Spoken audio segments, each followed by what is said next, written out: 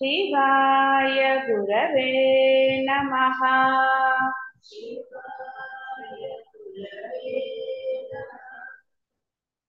शिवाय गुरवे नमः।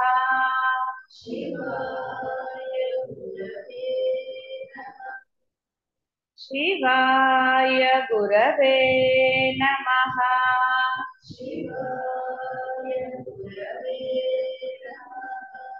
शिवाय गुरवे नमः।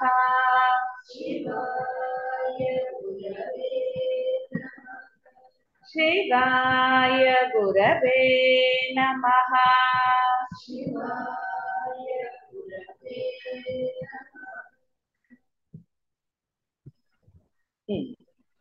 కాబట్టి రాముల వారు మళ్ళీ చెప్పమని అడిగారు. సో వశిష్ఠుల వారు మళ్ళీ, రామచంద్ర, ఈ స్థావర జంగమాత్మక జగత్తు సర్వ విధముల అనేక వస్తు విషయములతో నిండినదై దేశ కాల క్రియా సహితమై ఎదురుగా కనిపిస్తుంది. అంటే ఈ కనిపించే స్థూలభూతములు సూక్ష్మభూతములందు లయించటమే జగద్వినాశనము అని తెలుసుకోవాలి. కాబట్టి అది ఉంది అని దానికి విడిగా ఉంటున్నారు కదా, అది ఉంది నేనున్నాను అన్నారు. జగత్తు నేను ఒకటి అన్నారా? అనలేదు కదా. జగత్తు ఉంది, నేను ఉన్నాను. కాబట్టి విషయాన్నో వస్తువునో గ్రహించి బాధలో సుఖాలో ఆనందాలు ఎవరికి లభించినా వాళ్ళకి, ఎవరు ఎలా భావిస్తే అలా ఉంది పాపం. అదేమన్నా చైతన్యమా అంటే నువ్వు చైతన్యం కల్పించవు, అన్ని జడ వస్తువులే. చైతన్యం కల్పించినప్పుడు కదా దాని యందు నీకు మమత్వం ఏర్పడింది. అన్ని ఆ యొక్క చైతన్యం యొక్క సంకల్పమే, సందేహం లేదు. లేదమ్మా, అర్థమైందని చెప్పి అన్నానమ్మా. కాబట్టి అక్కడ దాని యందు నువ్వు విషయాన్ని ఆరోపించుకుని, విషయమో మమత్వమో ఏదో ఒకటి ఆరోపించుకున్నారు. ఎవరికి సందర్భానుసారంగా ఎవరి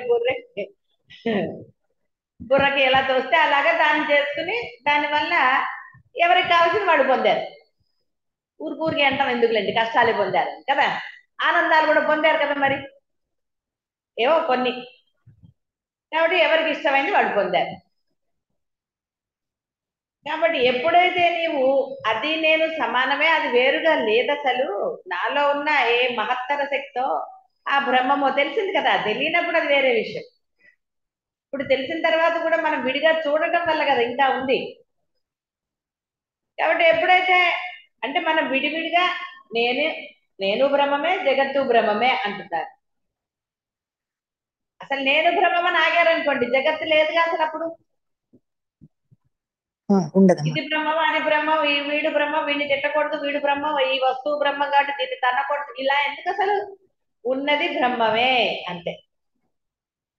అప్పుడు ఒక్క మాట అయిపోయింది కదా, అనేకం బదులు ఒకటైపోయింది. కాబట్టి ఉన్నదంతా కూడా బ్రహ్మమే అని భావించాలి. భూతత్వమునందు ఘనము, జలతత్వమునందు ద్రవము, ఇలా రకరకాలుగా పంచభూతాలు ఉన్నాయి కదా. మళ్ళీ అవన్నీ ఎందుకు చెప్పండి అసలే పొద్దున్నే కదా.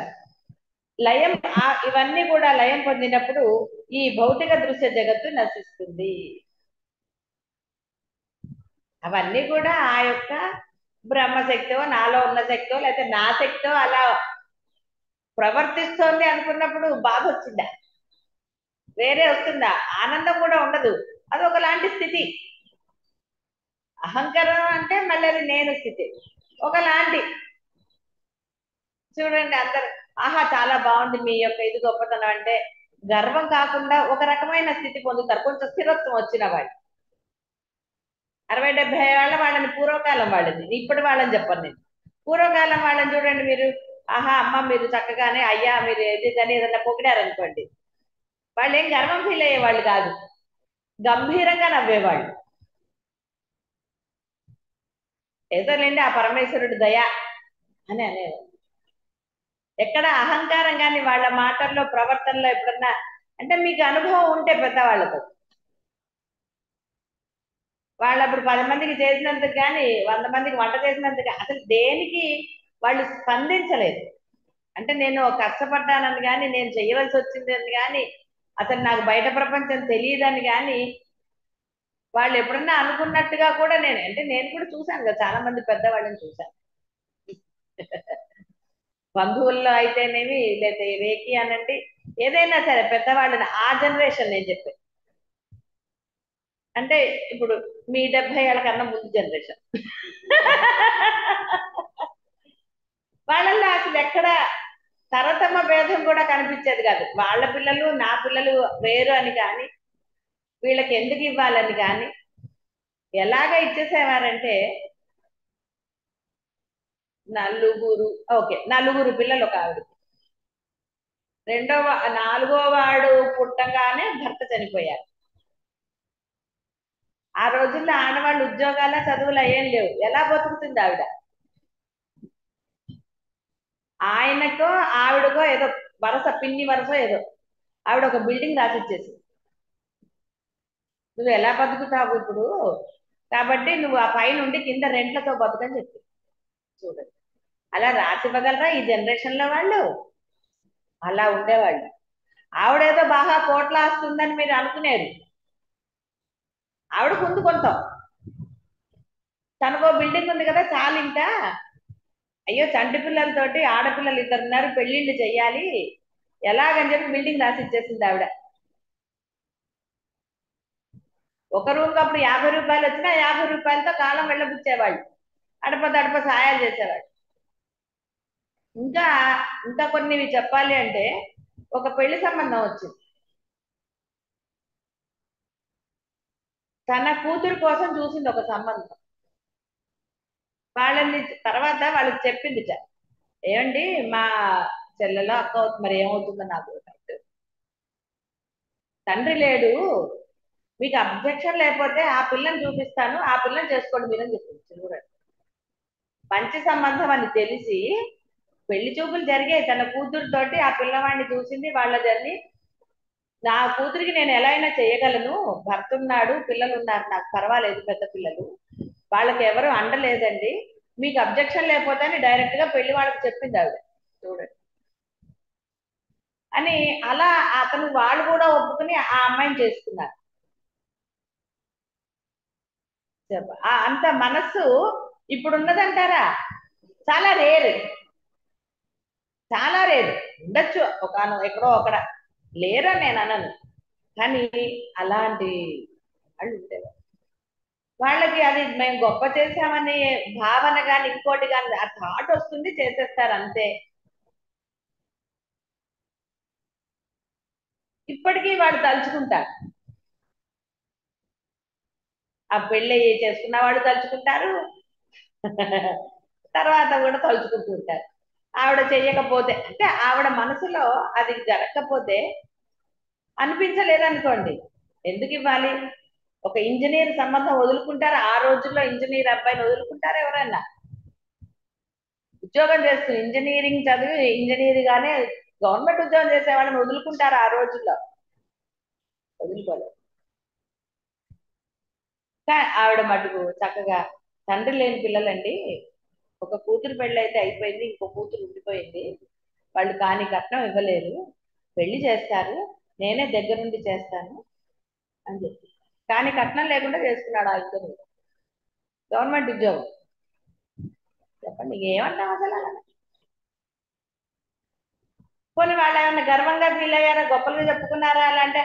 అదేదో నార్మల్ గా ఓకే.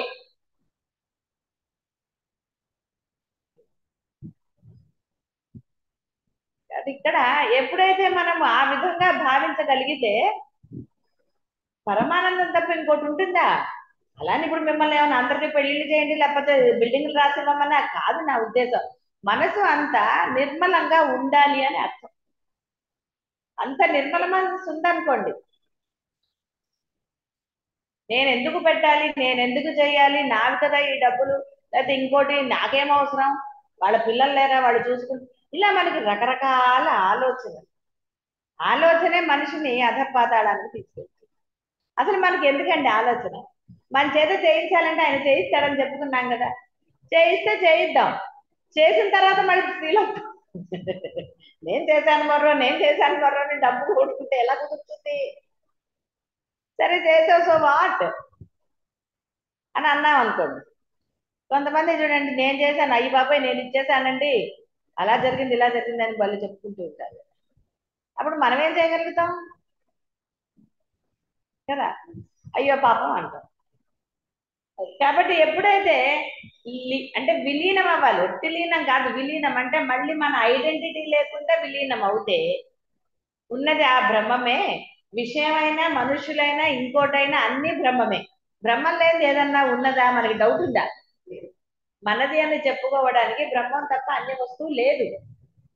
కాబట్టి అంతా అదే అనుకున్నారు అనుకోండి, మనసు నిర్మలంగా లేకపోతే వేరేగా ఎలా ఉంటుందండి? ఉంటుందా? ఏమీ ఉండదు. అంటే ప్రయత్నం చేస్తే తెలుస్తుంది, అనుభవం తెలుస్తుంది, అందులో విలీనం అయితే తెలుస్తుంది కదా. మొదట్లో మనసు కొంచెం ఉండేది, ఇప్పుడు ఒక ఇవ్వటంలో ఆనందము అవన్నీ మీకు అంటే మనసు ఎలా జరిగింది నిర్మలంగా, అంతకుముందు అంత ఓపెన్ గా ఉండగలిగారా? కొంత ఆలోచన ఉండేది కదా, ఎలాగా ఏంటి అని. కానీ ఇప్పుడు ఆలోచనలోంచి బయటకు ఎలా రాగలిగారు కదా? అది మీ స్వయం ప్రతిభ అని మీరు అనుకున్నారు అనుకోండి, మళ్ళీ వెనక్కి వెళ్ళిపోతారు. అది గురువు అనుగ్రహమో బ్రహ్మానుగ్రహమో అని భావించారనుకోండి, అప్పుడు అది భావన స్థిరంగా ఉంటుంది, మనసులో వేరు భావన ఉండదు, ఆ నిర్మలత్వం అలాగే కొనసాగుతుంది. ఇప్పుడు దానివల్ల ఏమైనా నష్టం జరిగిందని అనగలుగుతున్నారా? ఆనందం అంటున్నారు కదా, తప్పదు కదమ్మా అని భావన వచ్చింది అనుకోండి, అంటే మనసులో ఏదో ఉంది. అలా అనకుండా నాకు అసలు ఏమీ అనిపించడం లేదు, నేను చాలా ఆనందంగానే చేస్తున్నానమ్మా, అదేం పెద్ద నాకు కష్టం అనిపించటం లేదు, అసలు భావనే రావడం లేదు అన్నప్పుడు ఎంత నిర్మలత్వం కదా. ఇది యాక్టింగ్ అనుకోండి, మీరు అనగలరా? మళ్ళీ చేయగలరా? పారిపోతారు కదా. ఎవరు అడ్డుకున్నారండి?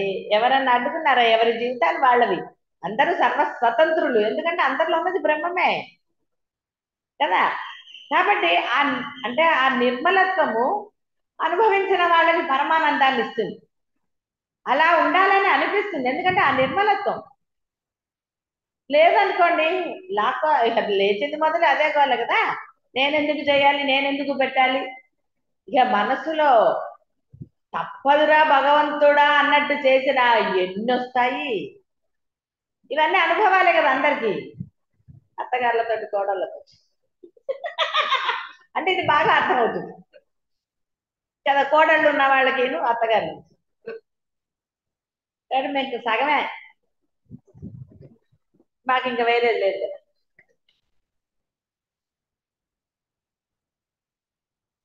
కాబట్టి సూక్ష్మభూతములు కూడా నశించి అవ్యాకృతం నందు లయించడం జరగాలి.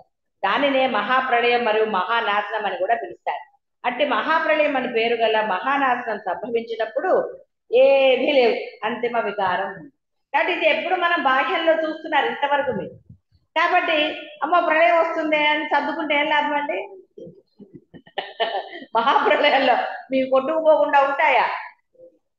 అసలు మీకు తెలుస్తుందా కొట్టుకుపోయే వరకు మీ ఇంట్లోకి వస్తుంది? ఎట్లా భావిస్తారు అసలు? మూసీ నది పొంగుతుందని ఎవరన్నా అన్నారా? అనుకున్నారా? ఏది ఎప్పుడు పొంగుతుంది? కేదార్నాథ్లో అంత చిన్నది ఎలా పొంగింది? ఎంత మహాప్రళయం సంభవించింది, అడ్రస్లే లేవు కొంతమందికి పాపం. నా దగ్గర కూడా వచ్చి అడిగారు, అమ్మ మా వాళ్ళు ఉన్నారా లేదా. నేను అన్నాను, ఎందుకండి ఇంకా వదిలేసేయండి ఇక దాని గురించి, ఐక్యమయ్యారని భావనతో వాళ్ళకి మీరు చేయవలసిన కార్యక్రమాలు ఏమన్నా చేసుకోండి. ఎక్కడో ఆశ వాళ్ళకి, అందుకని అక్కడి నుంచి ఏమన్నా కొట్టుకుపోయి అక్కడ పలానా చోట వరకు మాకు ఫోన్ వచ్చిందండి, తర్వాత లేదు. ఎంత పెద్ద పెద్ద బిల్డింగ్లు కొట్టుకుపోలేదు, ఎలా కొట్టుకుపోయాయి మరి అవి? అంత తెలిసిన మన బిల్డింగ్ పదిలం అంటాం మనం. ఆ సమయం వచ్చింది అనుకోండి, బిల్డింగ్ ఉంటుందా? మనం ఉన్న బిల్డింగ్ ఉండాలని రూల్ ఉందా? అక్కడ బతికిన వాళ్ళు ఉన్నారు కొంతమంది, లేరని చెప్పటం లేదు, కానీ బిల్డింగ్లు ఉన్నాయా? కాబట్టి దేనికి గ్యారెంటీ ఇవ్వగలరు? మీకు ఇస్తారా? బిల్డింగ్కి ఇస్తారా? ఏమండి కిందకి ఓ 10 అడుగుల లోతులో ఇంత ఐరన్ రాడ్ చేసి పునాది చాలా గట్టిగా వేసామంటే అంటే మట్టి ఆ కింద సంగతి ఏమిటి? ఏ ఈ మహాప్రళయాలు మహావినాశం అన్ని మనము మనకి వేరుగా చూస్తున్నాం. నేను శాశ్వతంగా అంటున్నారు, సరే ఇప్పుడు ఆ మహాప్రళయం మీలో చూసండి, మీలో ఎంత తక్కువ ఉంది ఆ ప్రళయం? ఎంతమందిని ఎలా తిట్టుకున్నారు, ఎలా ఫైటింగ్లు, ఎలా రచన చేశారు లోపల వేరే వాళ్ళతోటో, మీ లోపల లోపల సముద్రాలు ఉప్పొంగలేదు, అగ్నిపర్వతం బద్దలవ్వలేదు. డైలాగులు అవే కదా, మనసులో అగ్ని పర్వతం బద్దలైందండి అని. కాబట్టి ప్రళయం ఎక్కడో బయట లేదు, మీ మనసు ప్రళయమే అంతా కూడా. అదే మీకు ఆపాదించుకున్నారనుకోండి, ఇప్పుడు ప్రళయాలు లేనప్పుడు ఎంత హాయిగా ఉన్నారు. రాత్రి ఉరుములు ఎంత ఎంత పెద్దవో భయపడి పారిపోయారా? అది దాని సహజ లక్షణం, అదేదో చేస్తుంది. మన ఇంట్లో మనం సేఫ్ గానే ఉన్నాం కదా, సేఫ్ గా లేకపోయినా చేసేది ఏముందండి. ఆలోచన వస్తే నిద్ర పడుతుందా? ఆ పిడుగు మన ఇంటి మీద పడుతుందేమో, ఏం చేస్తారు పడితే? కొత్త ఇల్లు కట్టుకోవటమే. అంతేగాని భయపడుతూ భయపడుతూ కూర్చుంటే నిజంగానే పడుతుంది. ఎందుకు అసలు మనకి, మన మానాన్ని మనం పడుకున్నాం కదా. అది కాబట్టి ప్రళయాలు అవన్నీ ఎక్కడో బయటే ఉన్నాయండి, నా దగ్గర లేవు, నేను నది లేని చోట ఇల్లు కట్టుకున్నాను ఎందుకన్నా మంచిది, నదుల దగ్గర అయితే ప్రళయాలు వచ్చి పోతాయండి అనే ఆలోచనలు ఉంటే ఇంకో రకమైన ప్రళయం చూపిస్తాడు ఆయన. ఆయనకు అసాధ్యమైన ప్రళయాలు ఉన్నాయా? ఏమీ లేవు. కాబట్టి మీరు ఏది అది ఇదని మీరు ఎక్కడ సెక్యూర్డ్ గా ఉండగలుగుతారా? కాబట్టి మీరు సెక్యూర్డ్ గా ఉండగలిగేది కేవలం మీలో మాత్రమే. మీరు ఆ నిర్మల హృదయంతో ఉండండి. అసాధ్యమే ఉంది? అదేమన్నా అసాధ్యమా? మనసులో నిర్మలత్వం. ఎవరిని తిట్టుకోకపోతే, ఏది ఆశించకపోతే మనసు నిర్మలం. ఆశించినప్పుడే కదా ఏదైనా జరుగుతుంది. ఆశించలేదనుకోండి, అది పిల్లల దగ్గర నుంచి అయినా, మీ దగ్గర నుంచి మీరైనా, ఇంకోళ్ళ దగ్గర నుంచి అయినా, ఆశించడం మొదలెడితే దాచుకోవటం మొదలవుతుంది. ఆశించడం లేదా దాచుకుంటారా? ఎవరండి దాచుకుంటారు? నాది అన్న భావన ఉన్నవాళ్ళు దాచుకుంటారు. నాది అన్న భావన లేకపోతే దాచుకుంటా ఏమని దాచుకుంటారు, దేనికి దాచుకుంటారు కదా. అంటే మనసులో నిర్మలత్వం, ఆ నిర్మలత్వం ఉన్నప్పుడు ఏది ఒకరు తీసుకున్నారని తీసుకోలేదని ఇంకోటని కానీ భావనే రాదు కదా. కాబట్టి నిర్మలత్వాన్ని మీరు గనక, కాబట్టి నిర్మలత్వాన్ని ప్రయత్నం చేయడం అంత సులభం కాదు. ఎంతకైనా అనుకుంటాం, తీసుకోనిలే నాది కాదు కదా అని దిగులుగా అనుకోవాలి తప్ప ఎప్పుడో ఆ లోపల నుంచి ఫ్రస్ట్రేషన్ బయటకు వస్తుంది. వచ్చి ఇన్నాళ్ళు ఊరుకున్నాను, ఇంకైతే మాట్లాడుకుని అక్కడ పెట్టండి, అవి నావి, ఇన్నాళ్ళు ఏదో పోనీలే అనుకున్నా అని ఫ్రస్ట్రేషన్ బయటకు వస్తుంది. కాబట్టి సహజంగా నిర్మలత్వం కలగాలి మీలో. కాబట్టి ఆ సహజ నిర్మలత్వం ఎప్పుడు వస్తుంది? సాధన వల్ల వస్తుంది. మీరు ఆ పరమాత్మ అంటే ఇంతకుముందు జ్ఞానం తెలియని ముందు మీరు ఉపాసించే దైవం, ఇప్పుడు ఉన్నది బ్రహ్మమే. కాబట్టి బ్రహ్మం యొక్క నామాన్ని ఉపాసించినప్పుడు ఆయన లక్షణాలు, ఎందుకంటే మీరు ఆయన దగ్గరే ఉంటే ఆయన లక్షణాలు భ్రమరకీట న్యాయం లాగా ఆయన లక్షణాలు మీకు సహజంగా వస్తాయి. అప్పుడు ఏమైనా బాధ ఉంటుందా? అంటే తెచ్చుకుంటే ఉండవు. ఇంకేమో దాచుకున్నారు కదా కొన్ని నావి అని పక్కన, అభిప్రాయాలు, గుణాలు, లక్షణాలు, నావి అని దాచుకున్నారు కదా కొన్ని. ఎందుకు దాచుకున్నారు? ఆ లక్షణాలన్నీ వదిలేసేస్తే నేను బ్రహ్మము అనుకుని బ్రహ్మ లక్షణాలతో ఉంటే దానికన్నా మించింది ఉంటుందా? ఉండదని కూడా తెలుసు, కానీ అయినా సరే మళ్ళీ మనం దాచాం. నా లక్షణాలు ఇవి అంటున్నా, నేను ఇంతే, సమర్థింపులు చెప్పుకుంటూ ఉంటారు కదా.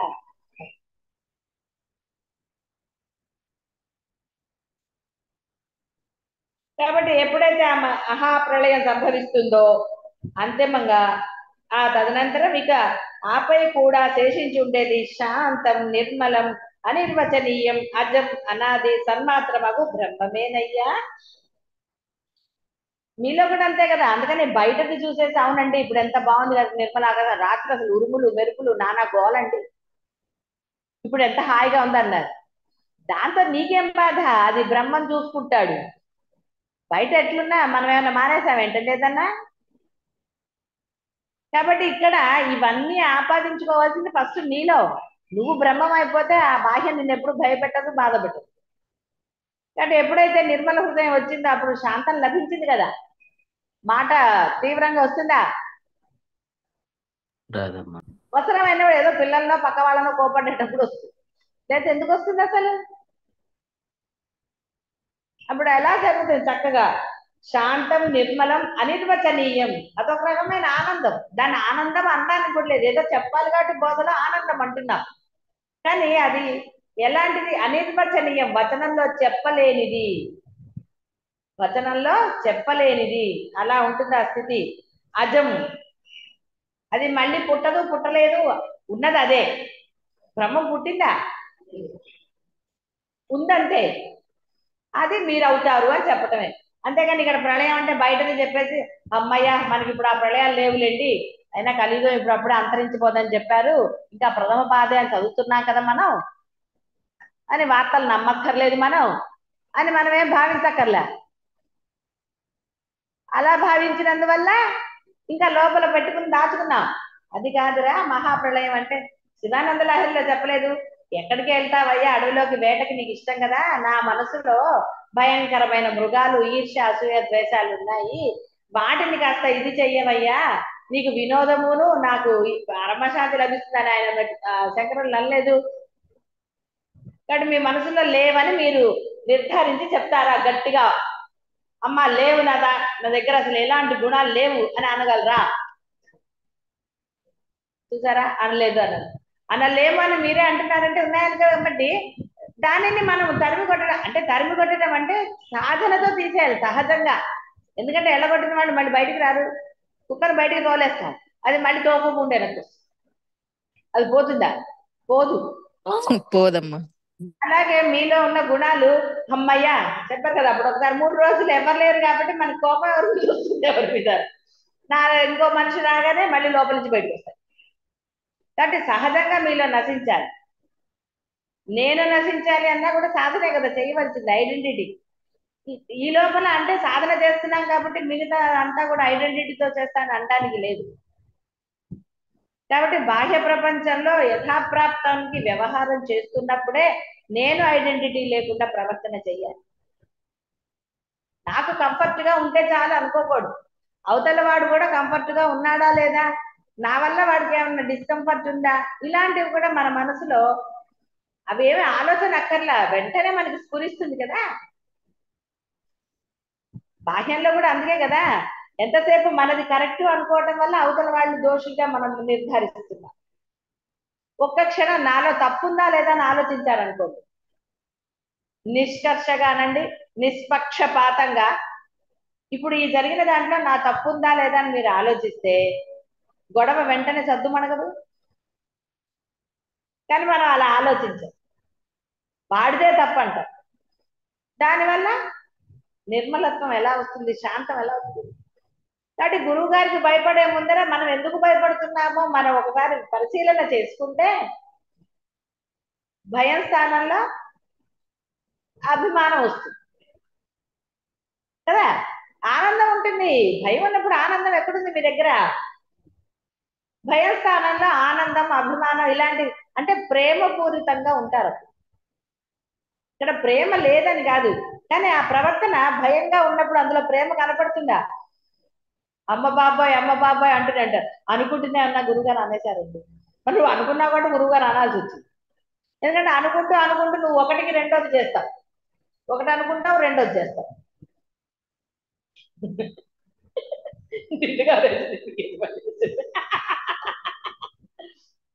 చిన్న ఒట్టిగా చెప్తున్నాను సరదా కదా, అలా జరుగుతుంది. ఎందుకు? ఒక టెన్షన్, సరిగ్గా చెయ్యాలన్న టెన్షన్. టెన్షన్తో సరిగ్గా ఎలా జరుగుతుంది అసలు? ఎందుకంటే ఇంకోటి పెట్టారు కదా, నేనున్నాను టెన్షన్ ఉంది, పని సరిగ్గా ఎలా అవుతుందండి? ఒకళ్ళు చేస్తే కరెక్ట్ గా అవుతుంది కదా, 7 కోడళ్ళ లాగైతే కష్టం కదా. అందుకని మీలోనే టెన్షన్ భయము, టెన్షన్ ఒకళ్ళు భయం ఒకళ్ళు నేను 3 అయ్యాయి. ఇంకోటి పెట్టుకుంటే 4, అప్పుడు పని సక్రమంగా అవుతుంది. కాబట్టి హాయిగా అభిమానంగా ఆనందంగా ఉన్నారనుకోండి, ఒకదానికోటి జరగదు, అలర్ట్నెస్ ఉంటుంది. అలర్ట్నెస్ ఎప్పుడు మన్ని అప్పుడు శాంతం ఇవన్నీ వచ్చేస్తాయండి సహజంగా. ఆచరణలో ఎప్పుడైతే మీరు చేస్తారో ఈ స్వభావాలు ప్లస్ సాధన ఉంటుంది కాబట్టి ఇంకా సులభం. అందుకే కదా ఆయన 1 సెకండ్ లో వస్తుంది అని అంటే అదే కదా అర్థం. ఆయన ఆలోచించాడు ఆ రాజ్యం ఏమంటే, కింద కూర్చోండి అంటే ఆలోచించాడా? నేను చెప్పింది చేస్తానన్నాడు. నువ్వు గురువుగా నన్ను స్వీకరించావా? స్వీకరించానన్నాడు. ఆలోచించలేదు. అష్టావక్రుడు ఎవరు, ఎక్కడి నుంచి వచ్చాడు, నిజంగా ఇతనికి గురుస్థానం ఉందా, నాకు సందేహం తీరుస్తానన్నాడు. వాడు గురువే అనుకున్నాడు. మీరేం చెప్పినా చేస్తా స్వామి అన్నాడు. అయితే దిక్కు కింద కూర్చో అన్నాడు. మరో సెకండ్ కిందకు వచ్చాడు. కూర్చుంటే సరిపోదు, నీ దగ్గర ఉండకూడదు, వీళ్ళు ఇది రాజ్యం రాసిచ్చాను, సర్వము నాకు సమర్పణ చేశాను, ధారపోస్తున్నాను స్వామి అన్నాడు. అయితే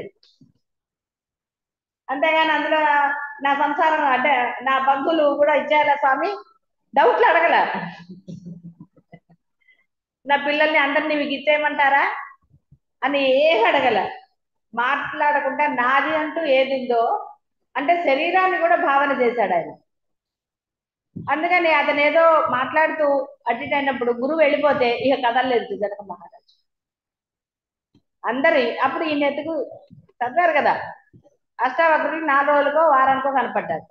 ఇదేంటి స్వామి అక్కడ రాజుగారు ఇలా అంటే, అదేమిటి అంటే, కాదు రండి మీరు ఒకసారి వచ్చేసేసి ఏం నాయన అనగానే మా నార్మల్ అయిపోయినా. ఎందుకు అలా ఉన్నావంటే, మరి అన్ని ధారపోస్తాను కదా స్వామి మీకు, నా శరీరాన్ని కూడా మీకు ఇచ్చేసాను కదా, మరి ఇచ్చేసిన తర్వాత దాని మీద నాకు ఏం హక్కు ఉందన్నమాట. అది సరెండర్. ఆయన ఆ 4 రోజులు తిండి తిప్పలేవు, ఎలా ఉన్న మనిషి అలా ఉండిపోయాడు,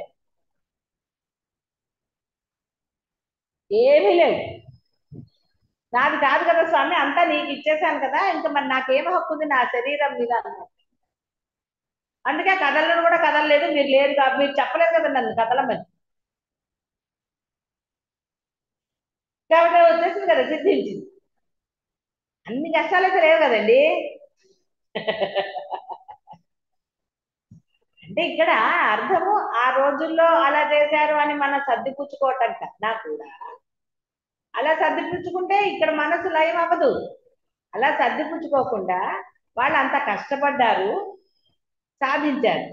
నాకు ఇప్పుడు అంత కష్టం లేదు కదా, కాబట్టి నేను కొంచెం కూడా కష్టపడనంటే అది ఎలా నాకు లభ్యమవుతుంది, ఆ నిర్మలత్వం నాకు ఎలా వస్తుంది అన్న విచారణ చెయ్యాలి. వివేకంతో కూడిన విచారణ, అంటే పాజిటివ్ గా విచారణ చెయ్యాలి తప్ప నెగటివ్ గా ఆ రోజుల్లో కదండి ఆయన కంటే వచ్చింది మాకేం వస్తుంది, అంత తొందరగానా, ఇన్నేళ్ళు సంసారంలో ఉన్నాము, ఆయన కన్నా పెద్ద సంసారమా కాదు కదా, ఆయన కన్నా భోగభాగ్యాలు మీరు అనుభవించారా, ఏది చేయలేదు కదా.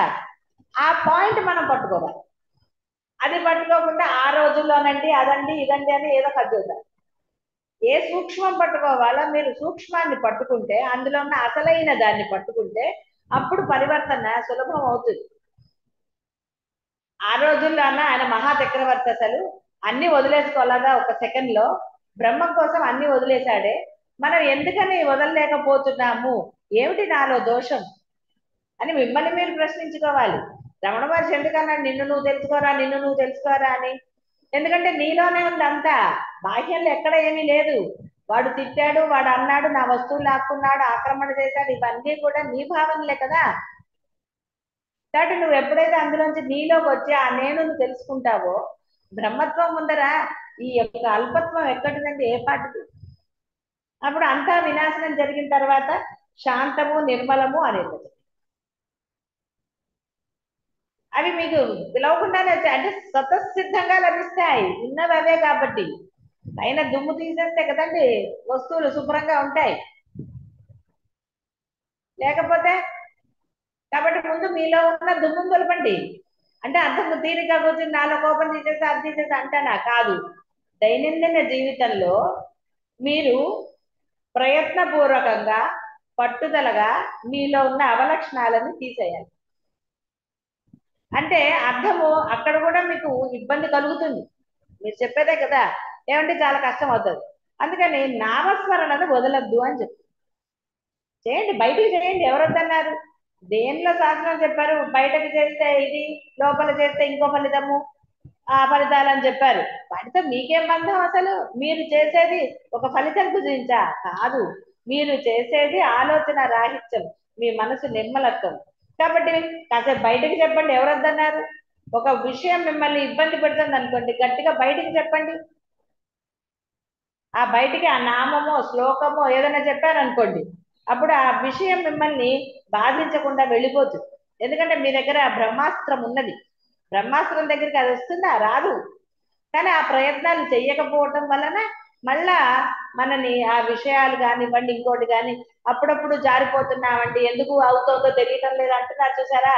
దానికి మూల కారణం ఏమిటి? నేనుతో వ్యవహరించడం. కాబట్టి ఆ నేను అక్కడ వ్యవహరించకుండా ఉండాలి అంటే మీరు సర్వకాల సర్వ అవస్థల యందు నామాన్ని వదలరాదు. నామం లేకపోతే ఏదైనా మీకు నచ్చిన స్తోత్రమో ఏదో ఒకటి పట్టుకో. అయితే నిరంతరం ఒక నామమే చెయ్యాలి. మధ్య మధ్యలో కొంత స్తోత్రం చదువుకున్న ఫలితం ఆశించని స్తోత్రం నేను చెప్పేది. నోటికి వచ్చిన ఒక శ్లోకం మీకు నచ్చింది. ఇప్పుడు ఆయన ఉన్నాయి కదా, ఓ మనసా వినుమ, ఎంత బ్రహ్మాండంగా ఉన్నాయండి మన గొంతులు. లతా మంగేష్కర్లు, సుశీలలు. అవతల వాడికి నచ్చకపోతే మనకేమిటి? మనం పాడుకునేది మనం పాడుకుందాం. మనం మన కోసం ప్రయత్నం. అందుకని మిమ్మల్ని మీరు ఫస్ట్ ఉద్ధరించుకుంటే తర్వాత ఇంట్లో వాళ్ళని, దేశాన్ని ఉద్ధరించవచ్చు. మన ఉద్ధరణ పొందకుండా దేశ ఉద్ధరణ ఏం చేస్తామండి? మన మనసు నిర్మలంగా ఉంటే ఇంకొకరికి సహాయం చేస్తాం. మనమే నిర్మలంగా లేకపోతే ఎవరికండి సహాయం చేసేది? ఎవరికి సహాయం చేయదు. కాబట్టి అది ఇట్టిది అని మాటలతో చెప్పలేం. ఎలాంటి ఉత్ప్రేక్ష అలంకారం, సాపేక్ష సిద్ధాంతాలు అంటే నీ భాషా పాండిత్యమో ఇంకో పాండిత్యం ఏది ఉపయోగించినా ఆ బ్రహ్మతత్వాన్ని మీరు వర్ణించలేరు. మీరు పొందిన బ్రహ్మతత్వం పక్క వాళ్ళది కాదు. పక్క వాళ్ళది ఎలాగో చెప్పలేరు, మీది కూడా చెప్పలేని ఆ అఖండ ఆనందంలో ఉంటారు. దాని పట్ల వాక్కులన్నీ అశక్తత చేయవని తిరుగుతున్నాయి. మాటే లేదు అక్కడ, మాట ఆగిపోవాలి. ఇంకా మాటలు సమర్థింపులు చెప్తున్నారంటే శోచనీయం కదా. ప్రతిదానికి ఏదో ఒక సమాధానం ఉంటుంది కదా. సరే అమ్మా అని అనగలుగుతున్నారా? ఇంకా అనలేదు. దానికో సమాధానం చెప్తారు. అవి మొదటి నుంచి ఉన్నాయి. మొదటి నుంచి ఉంటే ఎందుకు ఎవరు వచ్చినా అడగలేదు? ఏమిటి దాన్ని ఎందుకు అనలేదు? ఆ వస్తువు గురించి నాకెందుకులే, నాది అన్న భావన ఎందుకు చెప్తున్నాను నేను ఇక్కడ? ఈ నాది అన్న భావన వస్తువు గురించి చెప్తున్నాను. ఎందుకంటే ఇది నాది కాదు అని మీరు వ్యవహరించగలరా? సరే, ఇల్లు నాది కాదని వ్యవహరించగలుగుతారు. దేహం మీది కాదని వ్యవహరిస్తున్నారా? మీ వస్తువులు నావి కాదని వ్యవహరిస్తున్నారా? అలా మీరు వ్యవహరించినప్పుడు మీరున్న ప్రదేశం నాది కాదు అని ఎలా వ్యవహరిస్తున్నారు?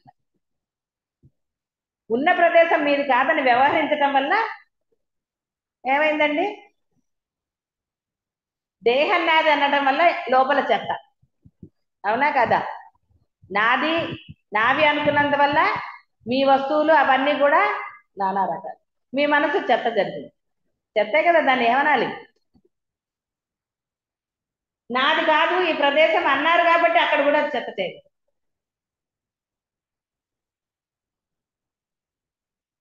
ఏది నా, ఎందుకు నాది అనుకోవాలి? నేను ఇక్కడ ఉంటున్నాను, ఈ ప్రదేశంలో నేను ఉంటున్నాను కాబట్టి ఇక్కడ శుచి శుభ్రత ఉండి తీరాలి, అంతే. ఈ దేహం నాది కాదు కాబట్టి నేను దాన్ని నేను నేను అని భావించడానికి లేదు. ఎందుకంటే భావిస్తే లోపల చెత్త చేస్తారు. ఇది భావించనందువల్ల ఇక్కడ చేస్తారు.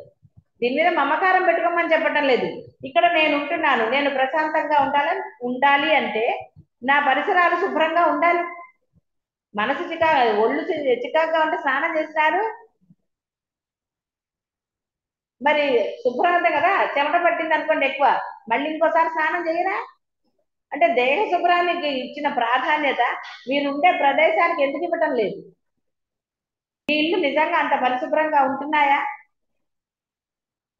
బద్ధకంతో చేయటం లేదా? ఏదో ముసలితనం వచ్చింది, పనివాడు దొరకట్లేదు ఉంది అంటే అది ఒక రకం. ఎందుకంటే పాపం వాళ్ళకి ఇది లేదు, ఎవరు దొరకలేదు కాబట్టి ఏదో వాళ్ళు ఉన్న కాస్త ప్లేస్ లో శుభ్రం చేసి మిగతా ఇల్లంతా వదిలేశారు, అది వేరు. కాబట్టి అర్థమవుతుందో చెప్పింది? కాబట్టి ఎక్కడ నాది అనుకోవాలంటే, నాది అంటే ఆస్తి రాసిచ్చేయటం అని కాదు అర్థం. అక్కడ నేను ఇక్కడ ఉంటున్నాను, సంచరిస్తున్నాను కాబట్టి ఈ ప్రదేశం నాకు శుచిగా ఉండాలి అని ఎవరికి వాళ్ళు భావన చేస్తే శుచి ఉండదా? శుభ్రత లేకుండా ఉంటుందా? చూసారా? ఏది మనది కాదో, ఏది అసలు లేదో మనస్సు, అది నాది అనుకోవటం వల్ల అందులో నానా చెత్త చేశారు. చెత్తే కదా నావి అన్నవి, నా వాళ్ళు అన్నది, నా పిల్లలు, నా మనవాళ్ళు, నా మనవరాళ్ళు, ఇలాంటివన్నీ చెత్త కాకపోతే మంచా? ఇక దానికి తోడు మళ్ళీ ఈర్ష్య, అసూయ, ద్వేషాలు ఇవన్నీ రావు, అన్నీ వస్తాయి. ఒక చెత్త చేరిందంటే చెత్తకి బంధువులు. మీరు ఒకటి పెట్టుకుంటే చాలు, బంధువుల్ని పిలవక్కర్లా, ఆ బంధువులు వచ్చేస్తాయి ఆటోమేటిక్. తల్లిని పిలిస్తే పిల్లలు రారు పాపం. అంతే కదా, పిల్లల్ని వదిలేసి తల్లి ఎలా వస్తుంది? తల్లిలో కుటుంబము అనుకుంటాం. కాబట్టి అది అర్థం చేసుకోండి. మీరున్నారు అంటే ఆ ప్రదేశం మీది అని, అది ప్రదేశాన్ని మీదని భావించాలి, శుభ్రత కోసం భావించాలి. మనసుని మీదని భావించకండి, ఎందుకంటే అసలు లేదు, అది ఉంది అనుకుంటారు కానీ అక్కడ చెత్త, ఇది కాదంటున్నారు కాబట్టి రివర్స్ చేస్తున్నారు. హోటల్ రూమ్ తీసుకున్నా మనం ఉన్న 2 రోజులు వాడిని అరవండి, డబ్బులు ఇస్తున్నాం కదా అని తిట్టం వాడిని. నీట్ గా ఉంచుకుంటా, పోనీలు ఒక రోజే కదా అని ఎట్లా అంటే అట్లా కొట్టుకుంటారా, ఎలా అంటే అలా ఉంటారా? శుభ్రత ఉండాలి. అప్పుడు ఇట్టిది అని చెప్పలేని పరమానందాన్ని పొందగలుగుతారు. ఇప్పుడు పరమానందం వచ్చిందా శుభ్రం చేస్తే? శుభ్రం అయ్యాక పరమానందం వచ్చింది, లేకపోతే వచ్చిందా? ఎంత గందరగోళం.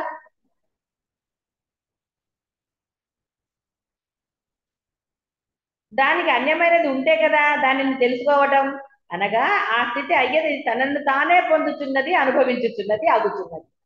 కాబట్టి బ్రహ్మం కంటే వేరే ఉంది అనుభవించడానికి, నువ్వే బ్రహ్మం. కానీ ఆ బ్రహ్మాన్ని పొందినట్టుగా ఇంతవరకు తెలియదు కాబట్టి ఆ ఆనందాన్ని ఇప్పుడు పొందావు. కొంతమందికి చూడండి, ఏ పాట విన్నారనుకోండి, ఎన్నిసార్లు విన్నా వాళ్ళకి ఒక ఆనందం లభిస్తుంది, ఎందుకంటే దాని మీద అత్యంత ఇష్టం ఉంటుంది. తర్వాత ఇంకా కొన్నాళ్ళు పోయాక రాదు, ఏం వింటానులే అనిపిస్తుంది. మార్పులు వచ్చాయి కదా, ఒక సర్టెన్ పీరియడ్ వరకు పరమానందంగా ఉంటుంది, ఆ పీరియడ్ దాటాక అప్పుడు ఆ రోజులు అదంటే చాలా ఇష్టం ఉండేదండి, ఇప్పుడు ఏం కాలేదు అంత అనిపించట్లేదు అందరూ. కానీ బ్రహ్మము మురికిపోయిన తర్వాత నిర్మలత్వం వచ్చాక ఆ బ్రహ్మం ఎప్పుడూ ఆనందాన్ని ఇస్తూ ఉంటుంది. అది ఎప్పుడన్నా ఇంకా నాకు వద్దులే ఈ బ్రహ్మం అంటుందా? అంటే బ్రహ్మస్థితి పొందిన వాళ్ళ గురించి చెప్తున్నాను. అది పరమానందాన్ని ఇస్తుంది. ఆ ఆనందంతో వేరే దాన్ని పోల్చలేము అసలు. మీరు పోల్చాలంటే మాటలేవి, మాటలు ఉండవు. ఇంకా మాటలు ఉన్నాయంటే పొందలేదని అర్థం. ఎంత గోలండి. కాబట్టి గోల పడే బదులు హాయిగా స్థిరత్వం పొందేస్తే ఏ గోల ఉండదుగా. ఆవగింజ కంటే మేరు పర్వతం అత్యంత స్థూలం కదా, అలాగే ఆ బ్రహ్మం కంటే ఈ శూన్యాకాశం అత్యంత స్థూలం. మహాపర్వతం కంటే త్రస రేణువులు, త్రస అని తెలుసు కదా, అత్యంత సూక్ష్మమైనట్లే స్థూలమగు ఈ బ్రహ్మాండం కంటే బ్రహ్మము అత్యంత సూక్ష్మం. అత్యంత సూక్ష్మం కాబట్టి అంతటా వ్యాపించి ఉండగలిగింది. రూపం ఉంటే మీరు వ్యాపించగలుగుతారా? ఎక్కడున్నామంటే ఫలానా చోట ఉన్నావా అని చెప్తున్నాం, అంతటా నేనే ఉన్నాను రా అని అనగలరా? నేను లేనిది ఎక్కడా అనొచ్చు, పొందితే స్థితి. కానీ అనగలరా? ఇప్పుడు ఒప్పుకున్నారు కదా లోపల ఏవో పెట్టుకున్నానని, మరి ఎప్పుడో ఉంచుకుంటారో మరి ఆలోచించారు, ముహూర్తం ఏమైనా చూడాలా? ఆ విధంగా మహాప్రళయంలో జగద్రహితమై మౌనం శాంతం వహించి బ్రహ్మ ఉంటుంది. అప్పుడు మాటలు వస్తాయా? సమర్థింపులు వస్తాయా? వస్తాయా? రమ్మన్నారు, వస్తాయా? ఆలోచించండి, వస్తాయా రాదు. కాల కాల ప్రమాణ హేతువకు సూర్యచంద్రాదులు కూడా విలయం పొందడం చేత అయ్యది ప్రమాణరహితమగు ప్రళయకాలం నందు చిరకాలం ఉంటుంది.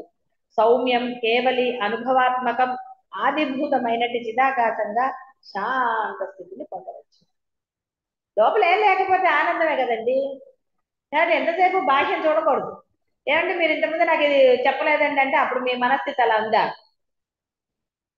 చెప్తే గ్రహించే స్థితిలో ఉన్నారా ఇంతకుముందు? ఇంతకుముందు ఇంకా ఉంది కదా, ఇప్పుడు కొంచెం గది ఖాళీ అయింది. ఇంతకుముందు ఖాళీ అయిందా? ఖాళీ అవలా, కాబట్టి 2 గంటలు కూర్చోగలిగారు. ఏమనుకుంటారు, గురువు గారే కూర్చోగలిగిందాలే, మనం కూర్చోకపోతే ఎలాగా? సరే కానీ కూర్చుందాం. మనస్సు అప్పుడు నిర్మలత్వానికి అసలు ప్లేస్ లేదు, కాబట్టి అప్పుడు సూక్ష్మాలు చెప్పరు గురువులు. పూర్వకాలం అంటే పరీక్షలు ఉన్నాయి, కలికాల ప్రభావం ఏం చేస్తాం, పరీక్షించే ఆశ్రయించిన వాళ్ళకి బోధించమని బ్రహ్మం ఇది అనుకోండి, అప్పుడు ఇంకా పరీక్షలు ఎక్కడ ఉంటాయి, ఉండవు. బోధ జరిగిపోతూ ఉంటుంది. స్వీకరించే వాడిని బట్టి వాళ్ళ ప్రవర్తన అనేది ఏదే. స్వీకరించారు కాబట్టి, సాధన కొంత చేశారు కాబట్టి కొంత మనసు నిర్మల స్థితిని పొందింది. అప్పుడు సూక్ష్మాలు బోధిస్తారు. ఉంటే సూక్ష్మాలు బోధిస్తే పారిపోరు. ఇవిడేంటో బయట జరుగుతుంటే మనలో జరుగుతుందంటే ఎప్పుడు చూసినా మన్నే ఏదో ఒకటి అంటారు. కోపాలు లేకుండా ఎలా ఉంటామండి? అందుకని అత్తగారిని తిట్టినట్టు కోడలు తిట్టినట్టు ఒప్పుకోరు. పిల్లల్ని కోపడపోతే ఎలాగండి కదా. వేరేదాన్ని అదంతా నాకు కుక్క మీద పెళ్లి మీద చెప్పినట్టు చెప్తారు. ఎందుకు అసలు ఇప్పుడు అర్థమైంది కదా. అవి కూడా ఊరుకో, కుక్క పెళ్లి మీద చేత అది ఊరుకుంటుందండి, అది ఊరుకుంటుంది. అంటే మనసు కొంత నిర్మలత్వం పొందాక, నిర్మలత్వం పొందని వాళ్ళకి అందరికీ సమానంగానే సూక్ష్మాలు చెప్తాం. కానీ సూక్ష్మం అందరు గ్రహించగలుగుతారా? నిర్మలత్వం ఉన్నవాళ్ళే దాన్ని గ్రహించగలుగుతారు, ఆనందాన్ని పొందగలుగుతారు. కాబట్టి ఇక్కడ ఎక్కువ మంది ఉన్నారో తక్కువ మంది గురువుకి దాంట్లో ఇది లేదు. రామాయణం చెప్తున్నప్పుడు కానీ పురాణాలు చెప్తున్నప్పుడు ఒకరు ఉంటారు. రామాయణం అన్నప్పుడు హనుమంతుడు వస్తాడు ఏదో ఒక రూపంలో, అందుకని హనుమంతుడి కోసం చెప్తారని చెప్తారు.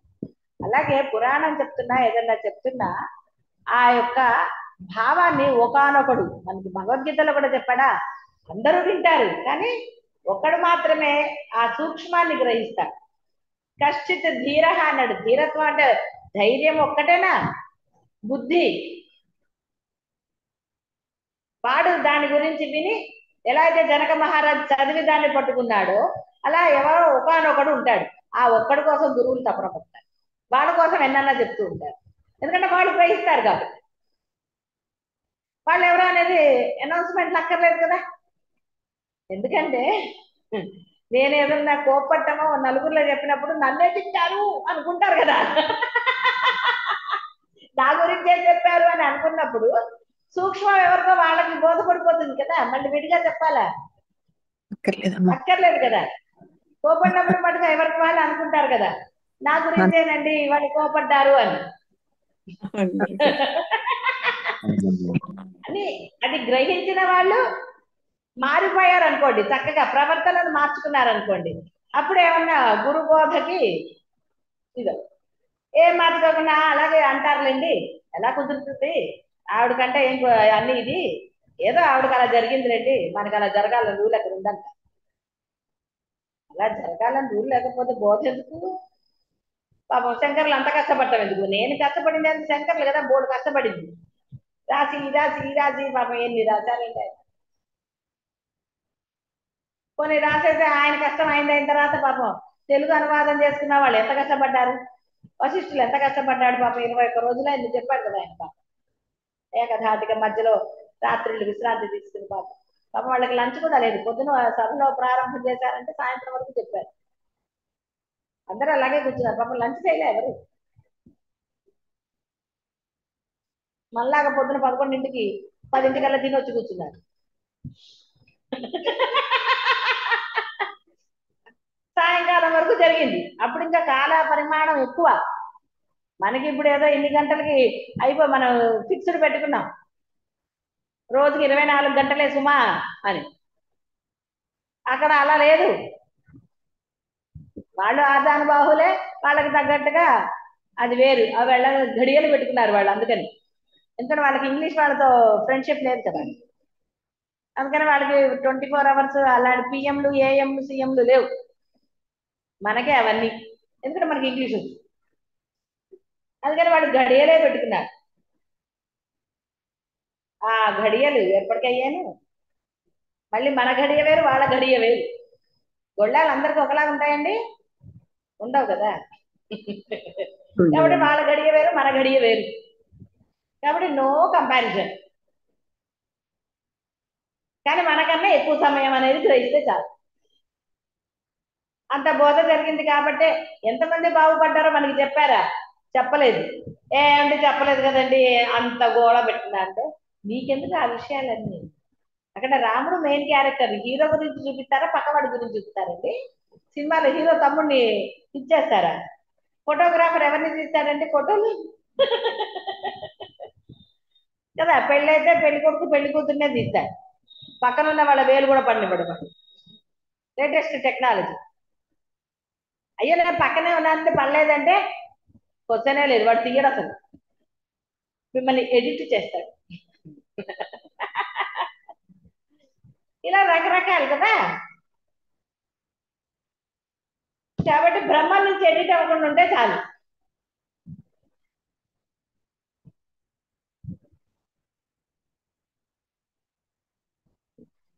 వాస్తవానికి సంకల్పరహితం, మహత్తరం, దేశకాలాలచే అపరిచిన్నమ వాటి బ్రహ్మం ఒకనొకప్పుడు తన స్వరూపమునందే జగత్ సంస్కారమును స్వప్న సదృశ కల్పిత ద్వితీయం వైపుగా అభిముఖం అయింది. తన యొక్క స్వరూపం నందే జగత్ సంస్కార రూపముకు పరమాణుత్వాన్ని అనుభవించింది. బ్రహ్మమను శబ్దం యొక్క శబ్దార్థం వృద్ధి పొందటం అని కదా. బ్రహ్మమను శబ్దం యొక్క శబ్దార్థం వృద్ధి పొందటం. ఆ విధంగా సర్వత్రా వ్యాప్తమైన నిజ చిద్రూపాన్ని తెలుసుకుంటున్నది. కాబట్టి దాని ఇష్టం అండి. పిల్లలు వాళ్ళు ఇష్టం వచ్చినట్టుగా ఆడుకోరు మీరు కోపడే వరకు. వాడికి ఆ ఐడియాలు ఎలా వచ్చాయి? అంత చిన్న ఆ మనసనండి, ఆ బుర్ర కనండి, ఏదైనా సరే ఆశ్చర్యపోము. మరి నీ పిల్లలు ఇంత తినడానికి ఆశ్చర్యపోతే బ్రహ్మాండం ఎంత ఉంది ఆయనకుందా? ఆయనకి ఏమన్నా లిమిటేషన్స్ ఉన్నాయా? ఇంకా పిల్లాడికి లిమిటేషన్స్ ఉన్నాయేమో ఉన్న బొమ్మలతోటే. ఆయనకేం లిమిటేషన్స్? కానీ నిజం పడితే చిన్నపిల్లలు కూడా లిమిటేషన్స్ ఉండవు. వాడు ఊహ అనంతం. వాడు మనం బిత్తరపోవాల్సిందే వాడి ఊహకి. వాడికి ఎలా తెలిసింది ఇదంతా? చిత్స్వరూపమగు బ్రహ్మము చిద్రూపముగా అయి తన యందు నిజ చిద్రూపమగు అణుత్వమును అనుభవిస్తోంది. దానిని చూచుటే ద్రష్ట అనుస్థితిని పొందింది. చూసేవాడు అంటే వాడు ద్రష్ట అవుతాడు. చూస్తున్నారు కాబట్టి అది దృశ్యమైంది. ఒకనొకడు తన స్వప్నంలో తన మృతత్వమునకు తానే ద్రష్ట అయి తనకంటే తన మృతత్వమును అన్యమైనదిగా వీక్షిస్తున్నాడు కదా. వచ్చి ఉండొచ్చు, అది వచ్చి ఉండకపోవచ్చు. చచ్చిపోయినట్టు కలరు అదంటే కొంతమందికి, లేదా చచ్చిపోయినట్టు కళ వస్తే ప్రమోషన్లు వస్తాయి ఏదో చెప్తూ ఉంటారు జీవితంలో. అలాంటి రోజు చచ్చిపోయినట్టు కళ అంటారు. రోజు కళ మనం అనుకుని కళ కంటే వస్తుంది శాస్త్రంలో ఉంటుంది. అవన్నీ నిజమని నమ్మి రోజు ఆ కళలు కట్టారా? పైత్యం మీరు. అందుకని అలాంటివి పట్టించుకోకండి. కళది ఏమైపోతుందో అని భయపడటంలో అర్థమే లేదు.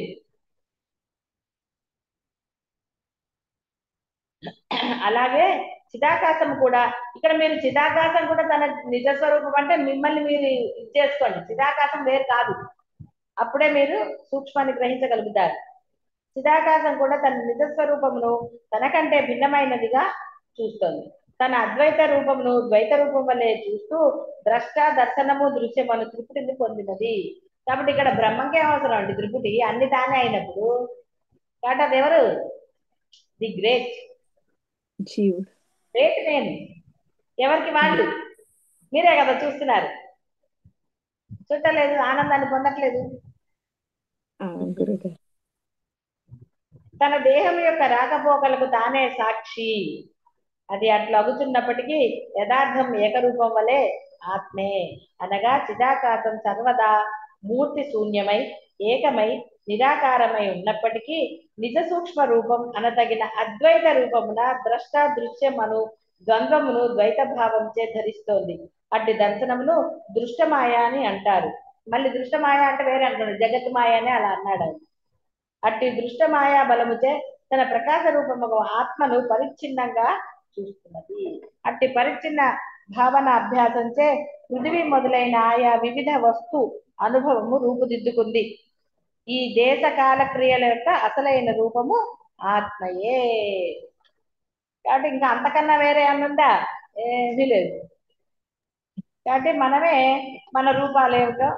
కాబట్టి ఇక్కడ ఆత్మ పరిశీలన అన్నారు. అందుకనే నేను తెలుసుకోవటం అని రమణ మహర్షి చెప్పిన, ఆత్మ పరిశీలన చేసుకోవటం అని అద్వైత గ్రంథాల్లో బోధించిన, మిమ్మల్ని మీరు వివేక విచారణలతో పరిశుద్ధం చేసుకోవటం, నిర్మలత్వం చేసుకోవటం. ఒకటి దాచుకోవాలి అన్న మీ మైండ్ లో ఉంటే అది ఎప్పుడు మిమ్మల్ని నిజస్థితి పొందనివ్వదు, గుర్తుపెట్టుకో. ఒకటి మనం దాచుకోవాలని, ఇది ఎవరికి కనపడకూడదని కానీ దాచుకోవాలని కానీ మీలో గనక అది ఏదైనా సరే గుర్తుపెట్టుకో, అది ఏదైనా సరే, విషయమా వస్తువా ఏదైనా సరే, మీరు గనక మీ మనసులో అది ఉంటే అది ఎప్పటికీ మీకు నిర్మలత్వాన్ని ప్రసాదించదు. కాబట్టి సాధన అనేది నిరాటంకంగా, అంటే సర్వకాల సర్వ అవస్థల ఎందు జరగాల్సిందే. అది లోపల చెప్పుకుంటారా, బయట చెప్పుకుంటారా, ఎలా చెప్పుకుంటారు అనేది ఎవరి పరిస్థితులను బట్టానండి, ఎవరి సాధన క్రమం అనండి, అలా చేసుకోవాలి. సమాధానాలు మానేయాలి, మీకు మీరు చెప్పుకోవటము మానేయాలి, సమర్థించుకోవటం, మిమ్మల్ని మీరు సమర్థించుకోవటం, మనసులో కూడా ఈ పని ఎందుకు చేశాను అన్నప్పుడు నిష్కర్షగా కనుక మిమ్మల్ని అంటే మిమ్మల్ని మీరు తీసేసుకుంటే అది పోతుంది. కానీ మీరు ఏం చేస్తున్నారు, మీ మనసులో మిమ్మల్ని సమర్థించుకుంటున్నారు. తప్పేముంది నేను సమాధానం చెప్తే అనుకుంటున్నారు. తప్పేముంది అన్న దాంట్లోనే తప్పు కనపడింది కదా. తప్పు లేనప్పుడు తప్పేముంది అని అంటారా? కాబట్టి అక్కడ ఎంతో ఉంది కదా దోషము. దోష నివారణ జరగనదే పరమ స్థితిని పొందలేదు. కాబట్టి అది పొందాలి అంటే మనం ఎంత నిర్మలంగా ఉండాలో ఆలోచించుకోండి. మనసులో ఏ భావాన్ని పెట్టుకోకండి. మంచిదా చెడుదా రెండు వృధాయే. పాపం పుణ్యం లేనప్పుడే అన్నాడు ఆయన. కాబట్టి ఇది మంచి కాబట్టి ఇలా ఆలోచించానండి, వాళ్ళకి మంచి జరుగుతుంది అంటే నువ్వెవరు వాళ్ళకి మంచి జరగడం? నీకు మంచి జరిగిందో లేదో చూసుకో ఫస్ట్. అంటే ఇక్కడ స్వార్థం చెప్పటం లేదు నేను, నువ్వు మంచి అని అవతల వాళ్ళకి ఆపాదిస్తున్నావు కాబట్టి చెప్పవలసి వస్తుంది, అంతే తప్ప వేరే స్వార్థం చూసుకోమని చెప్పటం కాదు. ఎందుకు ఆయన ఎవరిని వాళ్ళు ఉద్ధరించుకోవాలంటే నిన్ను నువ్వు తెలుసుకోకుండా పక్కవాడికి ఏమిటి చేస్తావు, చేస్తే గొప్ప వస్తుంది, నువ్వు అహంకారాన్ని ఫీల్ అవుతావు, మళ్ళీ వాళ్ళ దగ్గర నుంచి ఇంకోటి ఆశిస్తావు, అంతే కదా. ఒకరికి మంచి చేస్తే ఆశించరు. సరే, శుభం పోయారు. శివాయ గురవే నమః. శివాయ గురవే నమః. శివాయ గురవే నమః. శివాయ గురవే నమః. శివాయ గురవే నమః. శివాయ గురవే నమః. శివాయ గురవే నమః. శివాయ గురవే నమః. శివాయ గురవే నమః. శివాయ గురవే నమః. లబ్ధమగుతున్న దానిని ద్రవ్యము అని, ఆ ద్రవ్యమును చూచువానిని ద్రష్ట అని, ఆ చూచుటను దర్శనము అని, చూచుట గల కారణమును దృక్ అని చెప్తారు.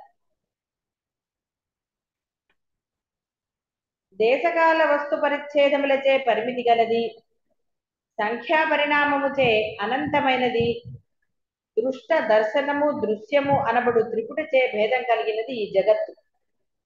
అట్టి ఈ జగత్తు యొక్క రూపవృద్ధి అసత్యముగానే భాషిస్తోంది. వాస్తవానికి ఈ జగత్తు అని చెప్పబడుతున్నదంతా చిదాకాశ రూపమే, అందులో ఏమాత్రం కూడా సందేహం లేదు. చేతన రూపుడగు ఈ జీవుని దేహమందలి ఏ గోళక చిత్రము ద్వారా ఆయా వస్తువులను చూస్తున్నాడో, గోళక చిత్రం ద్వారా అంటే కళ్ళని అర్థం, ఆయా వస్తువులను చూస్తున్నాడో, ఇంద్రియం ద్వారా ఈ సూర్యుడు చంద్రుడు మొదలైన వాటిని చూస్తున్నాడు, దానిని నేత్రేంద్రియంలో అంటారు. సరే, ఒక్కొక్క ఇంద్రియాన్ని ఏమిటి అనేది చెప్పారు, మీకు తెలుసు కాబట్టి మీ ఇంద్రియాలు ఏం పని చేస్తాయి మీకు తెలుసు కదా, పక్క వాళ్ళం ఏం చేస్తారో కూడా తెలుసు కాబట్టి చక్కగా చెప్పగలరు. కాబట్టి రూపభేద కల్పనం పూర్వాపూర్వ స్థితిని తన్మాత్ర అనేది ఒక ఇది మాత్రం అత్యంత సూక్ష్మమై ఆకాశ రూపమై ఉంది. చైతన్యాణువు అనతగు ఈ జీవుని యొక్క ప్రతిభాస రూపమగు ఆకాశమే తన్మాత్ర. అట్టి తన్మాత్రయే స్థూల దేహం. ఈ జీవుడు రూపాదుల అనుసంధాన వశంగా పంచేంద్రియాల అనుభవం పొందుతాడు. ఏమీ తోచటం లేదు, ఎక్కడికన్నా వెళ్ళాలి, ఏమైనా చూడాలి అనే ధ్యాసతో పోల్చదగినదే ఈ తన్మాత్ర యొక్క ఇంద్రియాలు. ఇంద్రియాలన్నీ కోరుకుంటుంటాయి కదా, ఏదో వెళ్ళాలి, ఏదో చెయ్యాలి, ఎవరినో ఉద్ధరించాలి కదా. ఒక చోటే ఉంటే బోరు కొట్టి ఎక్కడికన్నా వెళ్ళాలి అనిపిస్తూ ఉంటుంది కదా. అబ్బో చాలా రోజులైంది అసలు ఇంట్లోంచి బయటకు వెళ్ళలేదు కానీ కాసేపు బయటకు వెళ్ళి రావాలి, ఏవో కోరికలు ఉంటూ ఉంటాయి కదా ఇంద్రియాల వల్ల. ఈ జీవుడు చైతన్యాలు అనుకున్నాం కదా, అనగా చిదాకాశం ద్వితీయ భావనచే అణుత్వం పొందినప్పటి అనుస్వరూపమే ఈ జీవుడు. ఈ జీవుని ప్రతిభాస రూపము ఒక ఆకాశమే తన్మాత్ర. అట్టి తన్మాత్ర ఒక సమయంలో ఘనస్థితి పొందుతుంది. అట్టి ప్రతిభ యొక్క ఘనస్థితియే స్థూల దేహం. మరియు అట్టి స్థూల సంబంధమైన రూపాదుల అనుసంధానం చేత పంచేంద్రియ అనుభవం గల చిదటి రూపుడకు ఈ జీవుడు పొందుతుంది. పెద్ద తలకాయ నొప్పిగా ఉంది కదా, మీకెందుకు అవన్నీ కదా. స్థూల దేహం అవుతుంది కదా, స్థూల దేహంతో ఏమిటి చేయాలి? షికార్లు చేయాలా, ఊర్లు వెళ్ళాలా, తెలిసింది కదా. కాబట్టి ఇప్పుడు ఈ స్థూల దేహంలో బ్రహ్మం ఉన్న, అంటే ఆ బ్రహ్మం వెళ్ళిపోయే లోపల సాధనలో పరిపక్వత పొందాలి, అదైతే అర్థమైంది కదా. అంతేగాని ఊరికి అటు ఇటు తిరగాల బోరు కొట్టేసి. హైదరాబాద్ బోరు కొడితే అరుణాచలం, అరుణాచలం బోరు కొడితే హైదరాబాద్. హైదరాబాద్ అంటే ఇంకో ఊరండి, ఏదో ఒక ఊరు. అలా ఉంటే ఎప్పటికీ సాధన సిద్ధించదు. అలా ఉంటే సిద్ధిస్తుంది ఆ మనసులో భావన. కాబట్టి ఇక్కడ బోరు కొడితే అక్కడికి, అక్కడ బోరు కొడితే ఇక్కడికి అని అన్నారు. బోరు కొడితే వెళ్ళకూడదు. మనసా వాచ కర్మణ మనకి అత్యంత ఏం కావాలి? తత్పరత. అప్పుడు మాత్రమే కదలాలి. అది బాహ్యంలో అయితే బాహ్యంలో ఏం లభిస్తుందండి? ఏమో మరి, ఎవరికి ఏం లభిస్తుందో మరి. కాబట్టి ఆ తత్పరత సాధన వైపు, బ్రహ్మం వైపు ఉంటే పరమానందం లభిస్తుంది. లేకపోతే ఎక్కడికి వెళ్తే మనకి ఆనందం ఎక్కడ లభిస్తుందండి? లభిస్తుందా? పరబ్రహ్మం కోసం కదిలినప్పుడే ఆనందం లభించింది, అవునా కాదా? పరబ్రహ్మం కాకుండా లౌకికం కోసం వెళ్తే ఏం కనిపించిందంటే బిల్లు కనపడుతుంది. అక్కడికి వెళ్ళినప్పుడు బిల్లుగోలే ఉంటుంది, వచ్చాక బిల్లుగోలే ఉంటుంది, ఏదో ఒకటి ఉంటూనే ఉంటుంది. అది బాహ్యం కాబట్టి. అదే పరబ్రహ్మ కోసం మాత్రమే మనం కదిలితే ఎక్కడికి వెళ్ళినా సరే, బాహ్య పనులకైనా సరే నేను చెప్పేది, మీరు పరబ్రహ్మని తోడు తీసుకుని, అంటే మీరు పరబ్రహ్మంగా లోపల ఆయన్ని ధ్యానించుకుని, స్వామి వెళ్తే ఇద్దరం వెళ్ళాలి లేకపోతే మానేయాలి అన్న దృక్పథం ఉందనుకోండి, ఆయనే ఉంటాడు. కాబట్టి బ్రహ్మం ఉన్నప్పుడు ఎప్పుడూ బ్రహ్మాండంగానే జరుగుతుంది. అలాగా బ్రహ్మాన్ని చూడడానికి ఆయన ప్లేస్కి వెళ్ళినప్పుడు ఇంకా బ్రహ్మాండంగా జరుగుతుంది. కాబట్టి ఆ విధంగా అంటే ఆ యొక్క అభిమానంతో రావాలి. సాధన కోసమే అక్కడ చేస్తున్నాను, ఇంకా ఎక్కువగా సమయం ఉంటుంది కాబట్టి అలా అన్న భావన, అంటే దాని ఎంత తత్పరత ఉండాలి. పుట్టిగా అనుకుని వచ్చేసి ఇక్కడ చేస్తారా? 2 రోజులు చేస్తారు, 3వ రోజు నిద్ర వస్తుంది, బద్దగా వస్తుంది 4వ రోజు, 5వ రోజు పోదామా ఇంటికి అనిపిస్తుంది. అంటే తత్పరత లేనప్పుడు అలా అనిపిస్తుంది, ఇష్టమైనప్పుడు ఏమనిపించదు. ఇష్టం లేనప్పుడే కదండి కష్టాలన్నీ మొదలవుతాయి. ఎప్పుడు వెళ్ళిపోదామా అనిపిస్తుంది కదా. అబ్బో ఏమిటి ఇంతేనా, మనకు వచ్చి ఎన్నో రోజులు అయినట్లేదు అనిపిస్తుంది. లెక్క పెట్టుకుంటే 10 రోజులే, అదేనా అది ఇష్టమైతే అప్పుడే 10 రోజులు అయిపోయాయి అని భేదం దృష్టి దృశ్యము. కాబట్టి ఇక్కడ మళ్ళీ శబ్ద రూప రసగంధాలు, చిత్తము, ఇవన్నీ కూడా ఒకదాని తర్వాత ఒకటి ఏది పెట్టుకున్నా అన్ని బ్రహ్మరూపం అన్న ధ్యాస ఉంటే, శబ్దమైనా అదే, రూపమైనా అదే, ఏదైనా అదే అన్న దృఢత్వం కలుగుతుంది. లేకపోతే దృఢత్వం ఎక్కడి నుంచి వస్తుంది? అది కొన్ని షాపులో అమ్మితే బాగుండు, శాంతి అన్ని కూడా, అవేమో అమ్మరు. అవి స్వయంగా కదా మనం చేసుకోవాల్సింది, అంతేగాని బయట ఎక్కడ దొరకవు. అవి నీలోనే ఉన్నాయి, ఫ్రీగా లభిస్తున్నాయి కదా అని నువ్వు చూసుకోవటం. హాయిగా నీలోనే ఉన్నాయి అఖండమైన శాంతి, అఖండమైన ఆనందం అన్ని నీలో, లేకపోతే పక్క వాళ్ళ ఇంట్లో ఉన్నాయా, లేకపోతే పక్క వాళ్ళ దగ్గర ఉన్నాయా? ఏమంటే మీరు చాలా శాంతంగా ఉంటారు, కొంచెం శాంతం నాకు ఇవ్వండి అంటే వస్తుందా? కదా. అలా ఏం చేసినా రాదు పాపం. వాళ్ళు ఎంత శాంతం ఇస్తే మనకు మీ చిత్తంలో ప్లేస్ ఏది? చిత్తంలో శాంతానికి ప్లేస్ ఇవ్వాలి కదా. పాపం శాంతకి ప్లేస్ ఇస్తే అది వస్తుంది. ఆవిడకి ప్లేస్ ఏది శాంతకి? పాపం లేదు. బుద్ధి బుద్ధి దశ జ్ఞానాన్ని చిత్తం అంటారు. అలాగే ఇది చేద్దాం ఇది వద్దు, ఇలా రకరకాలు. ఎప్పుడు ద్వంద్వమే కదా. ఎప్పుడు ద్వంద్వం లేకుండా ఉంటారా? ప్రతి దాంట్లో గోలే. గోల లేకుండా చేసేది బ్రహ్మం, గోలతో చేసేది జీవుడు. సింపుల్. అది ఏదైనా సరే మీరు ఇక్కడ ఒక్క థాట్ వచ్చింది, ఒక్క థాట్తో వదిలితే పర్వాలే, కొత్తలు మేలు. అదేదో గుడ్డి కన్నా మెల్ల మేలు అంటారు కదా, అలా కొంచెం మేలు. కానీ దాన్ని ఇంకా పొగిడించారనుకోండి, పొడిగించారనుకోండి, అప్పుడు జీవుడు దృఢంగా ఉన్నాడు, డౌటే లేదు. అదే బ్రహ్మం దృఢంగా ఉంటే ఏదో చిన్నది ఒక వీచికలాగా వస్తుంది, వెళ్ళిపోతుంది. ఆ వీచికి కూడా రాకుండా ప్రయత్నం చేయొచ్చు. అనేక వీచికలు ఉంటే ఏమవుతుందండి? గాలి ఎక్కువ వస్తుంది.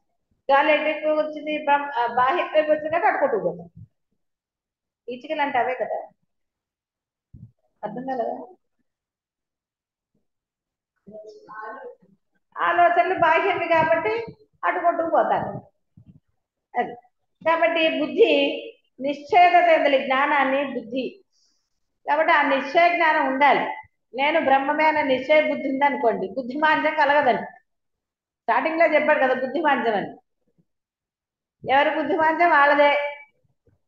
అది కూడా పక్క వాళ్ళ నుంచి ఏం దొరకదు మనకి. కాకపోతే కొంచెం బుద్ధి నేర్చుకోవచ్చు, కాకపోతే వాడిని చూసి నేర్చుకుంటారు కదా మరి పెద్దవాళ్ళు కదా. ఏమన్నా డౌట్ ఉందా? ఇక నేను నాది అనే అహంకారం, దృశ్య సంబంధమైన అభిమానము. ఈ అభిమానంతో జీవుడు అహంకారం అని ఒకనొక పదాన్ని అవధరించి ఉన్నాడు. నేను పుట్టి నేనుతో సరిపోతుందా? నేనుతో పాటు ఎన్ని వచ్చాయండి? బోల్డ్.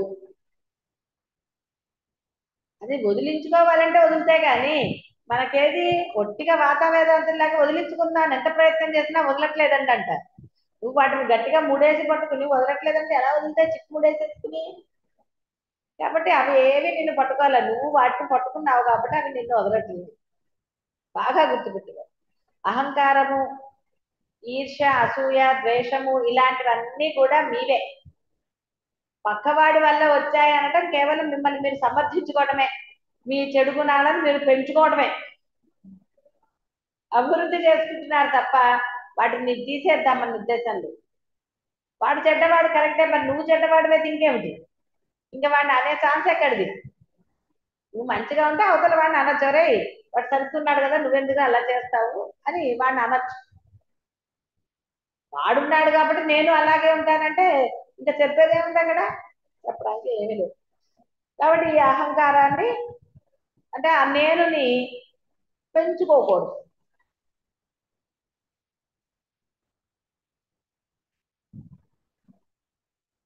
సరే, భూత భవిష్యత్తులు అవన్నీ అంటే నేనుకి భవిష్యత్తు ఎక్కడుందండి అసలు?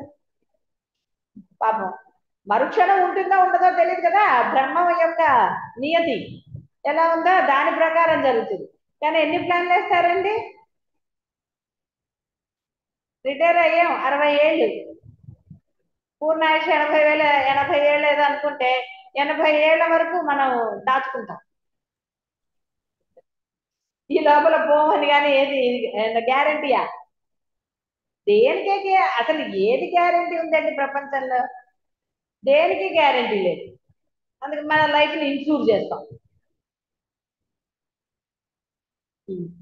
ఇన్సూర్ చేయడం అంటే ఏంటంటే సెక్యూర్ చేసుకోవటం కదా. ఎలా చేస్తారు సెక్యూర్ అసలు? వాడు ఇస్తాడా సెక్యూరిటీ? వాడు ఇవ్వడు. వాడు అంటాడు మీకు రోగం వస్తాను, వాడు చెప్పేదే ఫస్ట్ నెగిటివ్ కదా. అన్ని నెగిటివ్లు చెప్పిన తర్వాత అంటాడు నువ్వు పోతే మీ ఇంట్లో వాళ్ళకి ఇస్తా అంటాడు. అంటే వాడి కోరిక వాడు వీడు పోవాలనే. రకరకాలు కదా. ఎలా ఉంటాయి? సెక్యూరిటీ అంటే అదే కదా. సెక్యూర్ దేనికి? నువ్వు పోవని గ్యారంటీ ఇచ్చాడు. రోగం వస్తే, యాక్సిడెంట్ అయితే, ఒకవేళ అయింది అనుకోండి అంటాడు వాడు. అంతే కదా అనేది. మనం ఒట్టిగా అయితే అలా వస్తాయిటండి అంటాం. వాడు ఏమంటాడు? మీరు అనుకోండి ఒకసారి, మీరు సడన్ గా పోయారనుకోండి, అప్పుడు మీ ఇంట్లో వాళ్ళ పరిస్థితి ఏమిటి? వాడు అదే కదా చెప్తాడు తీరిగ్గా, లేని ఆలోచనలు ఇస్తాడు. మనం కూడా అవునులే పోతే కష్టమే కదా పాపం వీళ్ళకి అనుకుని, సరే నాయన నేను పోతే వాళ్ళకి అని మనం కూడా నిశ్చయించుకున్నాం కదా. దాని బదులు బ్రహ్మాన్ని నిశ్చయించుకుంటే ఎంత హాయ్ అండి. పైసా ఖర్చు లేదు కదా సెక్యూరిటీకి.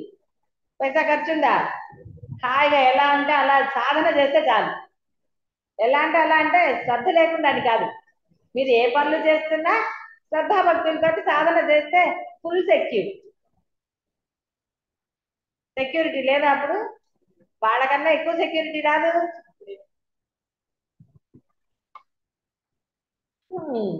సరే, మళ్ళీ దేహము, భావ అభావ కల్పన, వస్తు కల్పన, ఇవన్నీ కూడా చాలా అయిపోయినాయి కదా. ఇవన్నీ మీకు ఎందుకు మళ్ళీ మళ్ళీ చెప్పడం అనవసరం. అసలు తెలుసుకుని దాని గురించే మాట్లాడుకోవటం నయం కదా. ఎందుకంటే దృశ్యం తెలియని వాళ్ళు లేరు. ద్రష్ట నేనే అని తెలిసి మీకు చూసేది మీరే, భావించేది మీరే, అనుభవించేది మీరే కదా. అన్ని ఆయన అంటున్నాం, కానీ అన్ని మనమే అన్నాం కాబట్టి అనుభవించాల్సింది కూడా నువ్వేరా అన్నాడు ఆయన సింపుల్ గా. ఒకవేళ అన్ని నేనే అంటే ఆయన అనుభవించేవాడు, కానీ మనమేమన్నా, నేనున్నా, నువ్వెక్కడ, నువ్వు తర్వాత స్వామి అన్నా. నాకు బోల్డ్ పనులు ఉన్నాయి తర్వాత వస్తానంటే ఏమో ఏదో చదివారు కదా పొద్దున, ఎప్పుడు ఆగుతాడా? పక్కింటికి వెళ్ళరా అంటారా? బిత్తగా అంటే పక్కింటికి వెళ్ళరా అంటారు. ఏముండి నాయన పక్కింటి ఎవరు ఉన్నారో వాళ్ళని తీసుకో, మళ్ళీ వస్తారా నేనంటే అసలు ఛాన్స్ ఎక్కడ ఉందండి? నువ్వు మాట్లాడే ఛాన్స్ ఇస్తాడు ఆయన. కథలో ఒట్టిగా చెప్తారు అంతేగాని ఇస్తాడా మీకు చాయిస్? ఏరా వస్తావా నాతో అని అడుగుతాడా ప్రేమగా? అడగడమ్మా. అదే కదా. మరి ఆయన చెప్పా పెట్టకుండా తీసుకుపోతాడు. అంతే. అవునమ్మా. ఆ? అవును, మరి నోటీస్ ఎందుకు ఇస్తాడు వాడు? నోటీస్ ఇవ్వకపోతే బయట మనం కోర్టుకు వెళ్తాం. అక్కడ ఏ కోర్టుకు వెళ్తారు? ఆయన కోర్టు తప్ప ఇంకేముంటది అక్కడ. ఎందుకంటే ఫస్ట్ ఎముడే వస్తాడట, తర్వాత స్వర్గం. ఫస్ట్ అదేమిటో స్వర్గవారు రాట మనం తీసుకెళ్తాం. ఆలోచించుకో, అదేమిటో. ఎందుకంటే మీరు కష్టాలే కదా ఫస్ట్ చెప్తారు. కష్ట సుఖాలు, సుఖ దుఃఖాలు ఏదో పక్కన అంటారు, సుఖ దుఃఖాలు. అలా ఎవరన్నా అక్కడికి వెళ్ళారనుకోండి, ఎంతసేపు ఉంటారు పాపం? అది కష్టం కదా. సుఖము అనేది పూర్తిగా పలకలేదు, సుఖ దుఃఖాలు అన్నారు. దుఃఖం పూర్తిగా పలికారు, సుఖ సగమే. అందుకని ఫస్ట్ స్వర్గానికి వెళ్ళిన వాడికి చాలా కష్టం, ఎందుకంటే మళ్ళీ కష్టాలే అనుభవించాలి. దాని బదులు ఏదో ఫస్ట్ ఇక్కడికి వెళ్తే ఫోన్లో కష్టపడ్డందుకు బయట నుంచి ఎండలో తిరిగి వచ్చేసి ఉందనుకోండి అని ప్రాణం లేచి వస్తుంది కదా. గేటు వరకు వెళ్ళినా కూడా. కాబట్టి ఇక్కడ మీకు అర్థం కావాల్సింది ఏంటంటే, దేహం ఏర్పడింది, అందులో సందేహం లేదు. ఆ దేహం ఎలా ఏర్పడింది? ఆయన ఉన్నాడు కాబట్టి మీరు దేహం అంటున్నారు. నేను అన్నారు, ఫలానా పేరు, ఫలానా ఊరు అన్ని చెప్పుకుంటున్నారు మీరు. రే బాగుందిరా, నేనున్నాను కాబట్టి ఈ వ్యవహారం అంతా నువ్వు చేస్తున్నావు. కాబట్టి ఎప్పుడైతే నేను చేస్తున్నాను అన్న భావన నీకుందో నువ్వు అనుభవించవలసిందే. అలా కాకుండా, కాదు నాలో ఉన్న అనంత శక్తి నా చేత చేయిస్తోంది, నేను ఎందులో కల్పించుకోను, నేను నిమిత్త మాత్రుడుగా ఉంటాను అన్న భావనతో ఎవరైతే యథాప్రాప్తములు చేస్తూ ఉంటారో, ధర్మంగా ఉండాలి. యథాప్రాప్తములు అంటే మీరు మళ్ళీ ఏమండి నాకు ఇదే ప్రాప్తించిందంటే అనకూడదు. ధర్మంగా ఉండాలి, న్యాయంగా ఉండాలి. ధర్మం అంటేనే న్యాయం అసలు. కాబట్టి మీ ధర్మంగా మీరుండి యథాప్రాప్తములను కనుక నిర్వర్తిస్తే ఆయన అనుభవిస్తాడు కష్ట సుఖాలన్నీ. మీరు ఆనందంగా ఉండవచ్చు ఎప్పుడు కూడా. అర్ధ ఇష్కుతో పోవటం కానీ, పిశాచాల్లాగా తిరగటం కానీ అలాంటివన్నీ సంభవించవు. పూర్ణ ఆయుష్ ఇస్తాడు అంటే ఏంటి 90 ఏళ్ళు బతుకుతారని. ఇక్కడ పూర్ణ ఆయుష్ అంటే పూర్ణమైన పరిపూర్ణ ఆనందంతో జీవిస్తారు ఎన్నాళ్ళైతే అన్నారు. ఆయుష్ ఎందుకండి? మచ్చ మీద పడి 20 ఏళ్ళు ఉండేప్పటికీ ఏమైనా ఆనందమా? దాని బదులు 10 ఏళ్ళు ఆనందంగా గడిపితే అది బెటర్ కదా. గుడ్డితనం కన్నా గుడ్డి అదేదంటే ఏంటి మెల్ల, అట్లీస్ట్ మెల్లకన్నా ఉంటే కనీసం ఏదో ఒకటి చూస్తారు కదా. మరి గుడ్డితనం అంటే ఏది కనపడదు. కాబట్టి ఆనందాన్ని, ఆయుష్ అంటే మనకు బాగా అలవాటు ఏంటంటే ఆయుష్ అంటే ఇన్నేళ్ళు అని మనం పెట్టుకున్నాం. ఎందుకంటే మన బుద్ధి పరిమితికి లోబడింది కాబట్టి మన ఆయుష్ అనే పరిమితిని పెట్టుకున్నాం. కాబట్టి అసలు ఆయుష్ నీ చేతిలో ఉందా? నీ చేతిలో లేనే లేదు. కాబట్టి ఎవరైతే నీలో ఉన్నారో, ఏ శక్తి అయితే అంతటా వ్యాపించి ఉందో, ఏ శక్తి వల్ల ఈ జగత్తంతా ఇది జరుగుతోందో, ఆ శక్తిగా నువ్వు ఉండిపోయావు అనుకోండి, ధర్మం చేయాలి. ఉండిపోవటం అంటే మళ్ళీ నోరు మూసి కూర్చుంటాము, ఏమండి వండి పెడతారు ఎవరో ఒకళ్ళు అని కాదు. నువ్వు కనుక ఆ బ్రహ్మధ్యాసలోనే ఉంటే ఎవరో ఒకళ్ళు వండి పెడతారు. రమణ మహర్షికి వండి పెట్టలేదు, తీసుకెళ్ళి అన్నం పెట్టలేదు. నువ్వు ఆ స్థితిలో ఉండాలి. ఆ స్థితిలో ఉంటే నువ్వేం కష్టపడక్కర్లా, అన్నీ ఆ సమయానికి వస్తాయి. కానీ ఆ స్థితిలో ఉండాలి కదా మొదట. ఆ స్థితికి కొంత కష్టపడాలి కదా. ఎక్కడికో వెళ్ళి ఉద్యోగం చేసి అవన్నీ చేసుకునే బదులు హాయిగా బ్రహ్మం కోసం తపస్సు చేస్తే ఎంత హాయి అండి. ఉద్యోగాలు మానేసేది కుటుంబ వ్యవస్థ ఉంది మీ అందరికి. ఎందుకంటే మీరే సింగిల్ వాళ్ళు కాదు కదా. కాబట్టి మీరందరూ ఉద్యోగాలు చేసేవాళ్ళు ఉద్యోగ ధర్మం చేస్తూ సాధన చెయ్యవచ్చు, బేషుగ్గా చేయవచ్చు. చేయవచ్చు అంటే అక్కడేమి అబ్స్ట్రక్షన్స్ అట్లాంటివి ఏం లేవు, స్లాష్ లేవు. శుభ్రంగా చేయొచ్చు అనమాట, డౌట్ లేకుండా చేయొచ్చు. అప్పుడు ఉద్యోగము బ్రహ్మాండంగా ఉంటుంది, సాధన బ్రహ్మాండంగా జరుగుతుంది. ఎందుకంటే మీరు స్మరించేది ఎవరిని? బ్రహ్మాండ స్వరూపుని. కాబట్టి అన్ని బ్రహ్మాండంగా ఉంటాయి. అప్పుడు మనం ఎన్నేళ్ళు చేయాలో ఏంటో అవన్నీ ఆయన చూసుకుంటాడు. లెక్కలు అన్ని మనకి ఎందుకండి? లెక్కలు వేయాలంటే ఎంత కష్టం కదా. లెక్కలు చాలా కష్టం కదండి. ఎంత తలకాయ నొప్పి, కూడికలు తీసివేతలు. ఈజీనా మీకు? కాబట్టి ఎవరికైనా కష్టం అంటే, కొంతమంది నాకు చాలా ఈజీ అండి, నేను వేళ్ళతో చేస్తాను, కాళ్ళతో చేస్తాను అంటారు. ఏం చేస్తాం, మనకు వేళ్ళు కాళ్ళు దానికి పనిచేయి.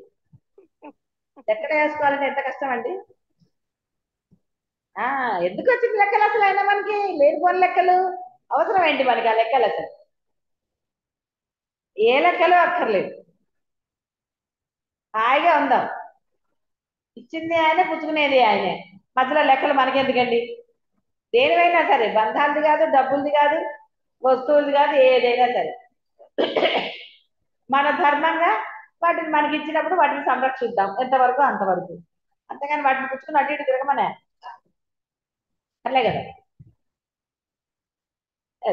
కాబట్టి ఒక మనుషుడు మౌనంగా నిద్రిస్తూ కలగంటున్నాడు అనుకో, కలలో ఆ సముద్రముల యొక్క, మేఘముల యొక్క, యుద్ధాల యొక్క, సింహార్చనల యొక్క భీకరనాదాలు వింటూనే వాస్తవానికి మౌనంగా ఉన్నాడు కదా. భయపడి పరిగెత్తాడా లేచి? అదే బయటగా జాగ్రత్తలో సింహం వచ్చింది అనుకోండి, మౌనంగా ఉన్నవాడు గొప్పవాడే. మెదలకుండా నుంచుంటే వెళ్ళిపోతుంది అంటారు కదా. అలాగే విరాట్ పురుషుడు కూడా తన యొక్క చిత్ స్వరూపం నందు ప్రపంచరహితమైన స్థితిని కలిగి ఉన్నాడు. స్వప్నంలో కనిపించిన సైనికుల కోలాహలం అంతా జాగ్రత్త వచ్చేసరికి కేవలం ఒక జ్ఞాపకం మాత్రంగా, సర్వదా అసత్తు సత్తులు కానిదిగాను ఉంటుంది కదా. ఏమన్నా బయట కనపడ్డాయా? గుర్తులు కూడా ఉండవు కదా. గుర్తులు ఉంటాయా? కల్లో ఏదో జరిగిన దానికి ఏముండవు కదా. పాపం లేస మాత్రంగా కూడా ఉండవు. ఎంత బాధ అండి. రామచంద్ర, స్వప్న సంవిత్తి యొక్క ఒక అణువులో విశాలము సుదీర్ఘమగు స్వప్న జగత్తు అనుభవించబడగలదు. అలాగే అనేక లక్షల యోజనముల సమూహం వరకు విస్తృతమైన ప్రమాణం గల అసంఖ్యాక దేహములుగా త్రిలోకములచే వ్యాపించిన అనేక జగత్తుల సమూహములు ఒక వెంట్రుక యొక్క అల్పమైన చివరి భాగంలో కూడా భాషించగలవు. కాబట్టి మనకి ఇంత కనపడుతుంది కాబట్టి ఎంతో అనుకోక్కర్లేదు. ఒక వెంట్రుక చివరి కొన ఎంత సన్నగా ఉంటుంది, ఆ కొనలో కూడా అంటే అనంతమైన బ్రహ్మాండం భాషించగలదు. ఊహించగలరా? ఇదంతా ట్రాష్ అండి అంటే ఆయనేం ఫీల్ అవ్వదు. ఆయన ఫీల్ అవుతాడు. ఆయన ఏమంటాడు, నువ్వే ట్రాష్ రా కాబట్టి నీకు అంత ట్రాష్ గానే ఉంటుందని అవుతాడు. ఆయనకేం బాధ? ఆయన ఏమన్నా పౌరుషానికి పోతాడా? రారా నీకు చూపిస్తా అంటాడా? ఏమనడు. అసలు ఆయన పట్టించుకుంటాడు. ఆయన్ని ఎవరు ధ్యానిస్తారో వాళ్ళని చూసుకుంటాడు ఆయన. మిగతా వాళ్ళది ఆల్రెడీ రాసేశాడు కదా ఆయన. కొంతమంది పని వాళ్ళని పెట్టాడు కదా లెక్క చూసుకోరా అని. లెక్కలు అనుభవించడానికి యమధర్మరాజు కూడా పెట్టేశాడు కదా. ఇంకా మనకేం బాధ అండి? ఇంకేమైనా బాధ ఉందా? కాబట్టి ఆయన ఏమంటాడు, నన్ను ధ్యానించే వాళ్ళ సంగతి నేను చూసుకుంటా, ఆ లెక్కలన్నీ నావి. అవి యమధర్మరాజుకో చిత్రగుప్తుడికో లేవు. ఆ లెక్కలు ఆ చిట్టా ఈయన దగ్గరకు వచ్చేస్తుంది. ఎంత హాయ్ అండి! మన చిట్టా యమధర్మ దగ్గర ఆయన యమధర్మరాజు దగ్గర ఉంటే ఏమన్నా మనకి అదే కదా టెన్షన్, అంత ఎప్పుడు పోతామో తెలియక.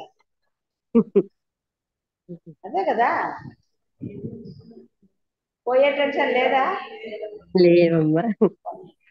ఏం లేదా?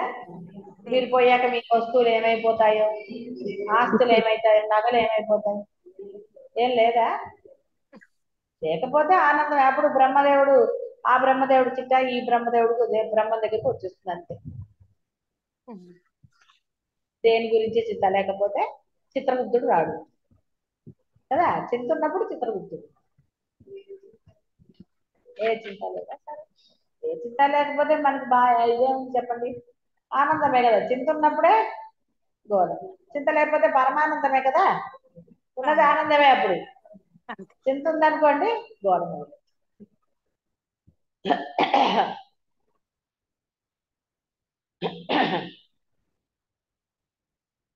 బ్రహ్మదేవుడు అనబడు ఈ విరాట్ పురుషుడు సమస్త మహాపర్వతములకు కూడా ఆధారమై అనేక బ్రహ్మాండ సమూహమయుడై ఉండి కూడా ఒక మర్రి ఆకు చివరిలోని ఒక చిత్ర భాగంలో కూడా పూరించజాలని.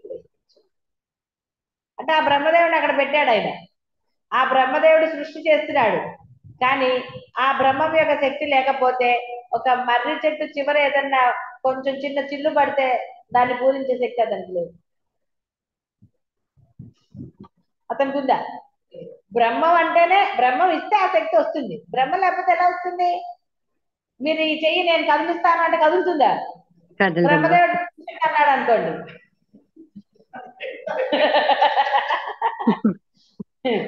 ఇంకంతే. అమ్మవారు కనుబొమ్మ ముడివేసిందా అన్నట్టుగా ఆయన కూడా చిన్నగా ఇచ్చేసాడు అనుకోండి, అంతే. ఈ చెయ్యి ఇలా ఉన్నట్టు ఇంకంతే. చెయ్యటి కాలేడు ఏదైనా అంతే. ఆయన లోపల ఉంటే ఉండొచ్చు కాక, ఒక ఇంద్రియం పని చేయకుండా కాక అన్నాడు అనుకోండి, సంకల్పిస్తే చాలు అనక్కర్లా ఆయన అసలు. వీడికి ఒక కన్ను అన్నాడు అనుకోండి, గోవింద. మీరు ఎన్ని ఆపరేషన్లు చేయించుకుంటే మటు కన్ను తిరిగి వస్తుందా? ఒకడు పోయినా వాడు కన్ను తెచ్చి పెట్టుకుందాం అంటే మటుకు అది అతుక్కుంటుందా? కాబట్టి ఇంకే ప్రయత్నాలు చేసినా అబ్బే, మళ్ళీ బ్రహ్మదేవుడు అంటే బ్రహ్మం కాళ్ళు పట్టుకోవాల్సిందంటే ఆయన దొరుకుతాడు. ఆయన కాళ్ళు ఎక్కడ ఉన్నాయి పాపం? అందుకని సరిగ్గా ఉన్నాం అనుకోండి, కర్మ అనుభవించక్కర్లేదు.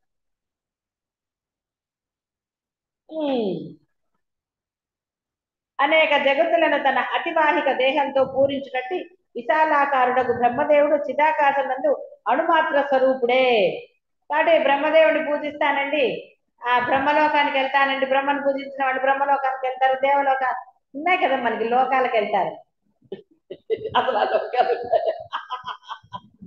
వాడెట్టారు పుట్టాలి. వాడికి ఏంటంటే, అంటే ఇప్పుడు మీరు ఇందులో వచ్చారు కాబట్టి మనం అవి చెప్పుకోవచ్చు. ఒట్టిగా ఒక ఆశ పెడతాడు, పోనీ లేరే బ్రహ్మలోకానికి వెళ్ళినా హాయిగా సరస్వతి అమ్మవారు ఉంటుంది అక్కడ, హాయిగా నెక్స్ట్ ఇయర్ మళ్ళీ పుట్టినప్పుడు చదువు బాగా వచ్చేటట్టు ఆవిడ ఇచ్చేసుకోవచ్చు అని ఏమన్నా ఆలోచనలు ఉన్నాయి. బ్రహ్మదేవుడికి 4 తలకాయలు ఉన్నాయి, మనకు కూడా అడుగుదాం ఓ తలకాయ ఇమ్మని. ఇలాంటి ఆలోచనలు ఉన్న వాళ్ళు బ్రహ్మలోకానికి లేకపోతే కైలాసానికి పోదాం, శివలోకానికి వెళదాం, ఎలాంటివి ఏమన్నా ఆలోచనలు ఉన్నాయనుకోండి, కనీసం వాడు ఆ పూజన చేసుకుంటాడు కదా, ఆ లోకాలకు వెళ్ళొచ్చని. నువ్వు పూజన అంటే నువ్వు పూజించగానే లోకాలకు వెళ్ళిపోతారా? ఎలా వెళ్తారు? చేసినా కూడా శివలోకాలు లేవు కదా. ఎక్కడున్నాయి? పోయాక మళ్ళీ వెనక్కి రావాల్సిందే. మీరు అనొచ్చు, ఏమంటే యమలోకాలు కూడా లేవు. కరెక్ట్, యమలోకం లేదు, స్వర్గం లేదు. అవి మటుకు ఎందుకున్నాయి? నువ్వు ఇక్కడే అనుభవిస్తావు, బాగా గుర్తుపెట్టుకోండి. కాబట్టి యమధర్మరాజు అంటే ఎక్కడో ఉన్నాడు అనుకోకండి, ఆ లోకాలు లేనప్పుడు ఈ లోకాలు ఎక్కడ ఉంటాయి? ఇవి కూడా ఉండవు. నువ్వు అనుభవించేదంతా ఇక్కడే. ఆనందాన్ని అనుభవిస్తున్నా అదే స్వర్గం. కాబట్టి యమధర్మ అమ్మయ్యా ఎప్పుడు రాడండి అయితే ఎప్పుడు రాకపోతే అండి కర్మ నువ్వు అనుభవించాల్సిందే కదా. ఒకవేళ నీకు ఇప్పుడు ఆయుష్ లేదనుకోండి, ఒక కర్మ అనిపిస్తూ పోయావనుకోండి పుట్టుకిన అంటే తట్టుకోలేకపోతారు కదా కొంతమంది బలవంతంగా కూడాను. కొంతమంది అరే బతుకుతాడు అనుకున్నా పోయామనుకుంటారు. అలాంటి వాళ్ళకి ఆయన దాచిపెడతాడు కదా. కాబట్టి మనం ఎక్కడ పొరపాటుతాను కానీ వాళ్ళని ఏమారుద్దామంటే కుదరదు. బ్రహ్మాన్ని ఎలా ఏమరుస్తారు అండి? మీ ఇంట్లోనే ఉన్నారు కదా, మీ చిట్టా అంతా లోపల కూర్చుని ఎప్పటికప్పుడు రాస్తూనే ఉన్నాడు ఆయన. కాబట్టి ఎక్కడో చిత్రగుప్తుడు అక్కడ కూర్చుని రాస్తున్నాడు అని సినిమాల్లో చూసినట్టుగా మనం భావించక్కర్లే. ప్రతి వాళ్ళలో ఉన్నాడు కదా బ్రహ్మము. మీ చిట్టా మీ దగ్గరే ఉంది, మీకు తెలియదండి మీరు చేసిన పనులు. అదే కదా చిట్టా అంటే. మీరు మంచి పనులు చెడ్డ పనులు ఏం చేశారు మీకు తెలియదేంటి? శుభ్రంగా తెలుసు. కాబట్టి తెలియదేమో అనకూడదు. తెలిసి తెలియక చేశానని కూడా అనకూడదు. చేసిన తర్వాత తెలిసి తెలియక అంటంలో ఏమన్నా అర్థం ఉందా అసలు? అందుకని అలా అనడానికి ఛాయిస్ లేదు అసలు. మీరు ఇచ్చుకున్నారు ఛాయిస్. మీరు ఛాయిస్ ఇచ్చినన్నాళ్ళు ఆయన కర్మ చిట్టా పెంచుతూ ఉంటారు. మీకు తెలియదంటే తెలిసి చేశారో తెలియక చేయొచ్చు. నిష్కర్షగా మిమ్మల్ని మీరు అనుకుంటే ఒట్టిగా బయటికి డైలాగులు కొడతారు కదా, తెలుసో తెలియక చేసిన తప్పులు అంటే అంటారు. నిజంగా మాట్లాడితే తెలియక చేశారా?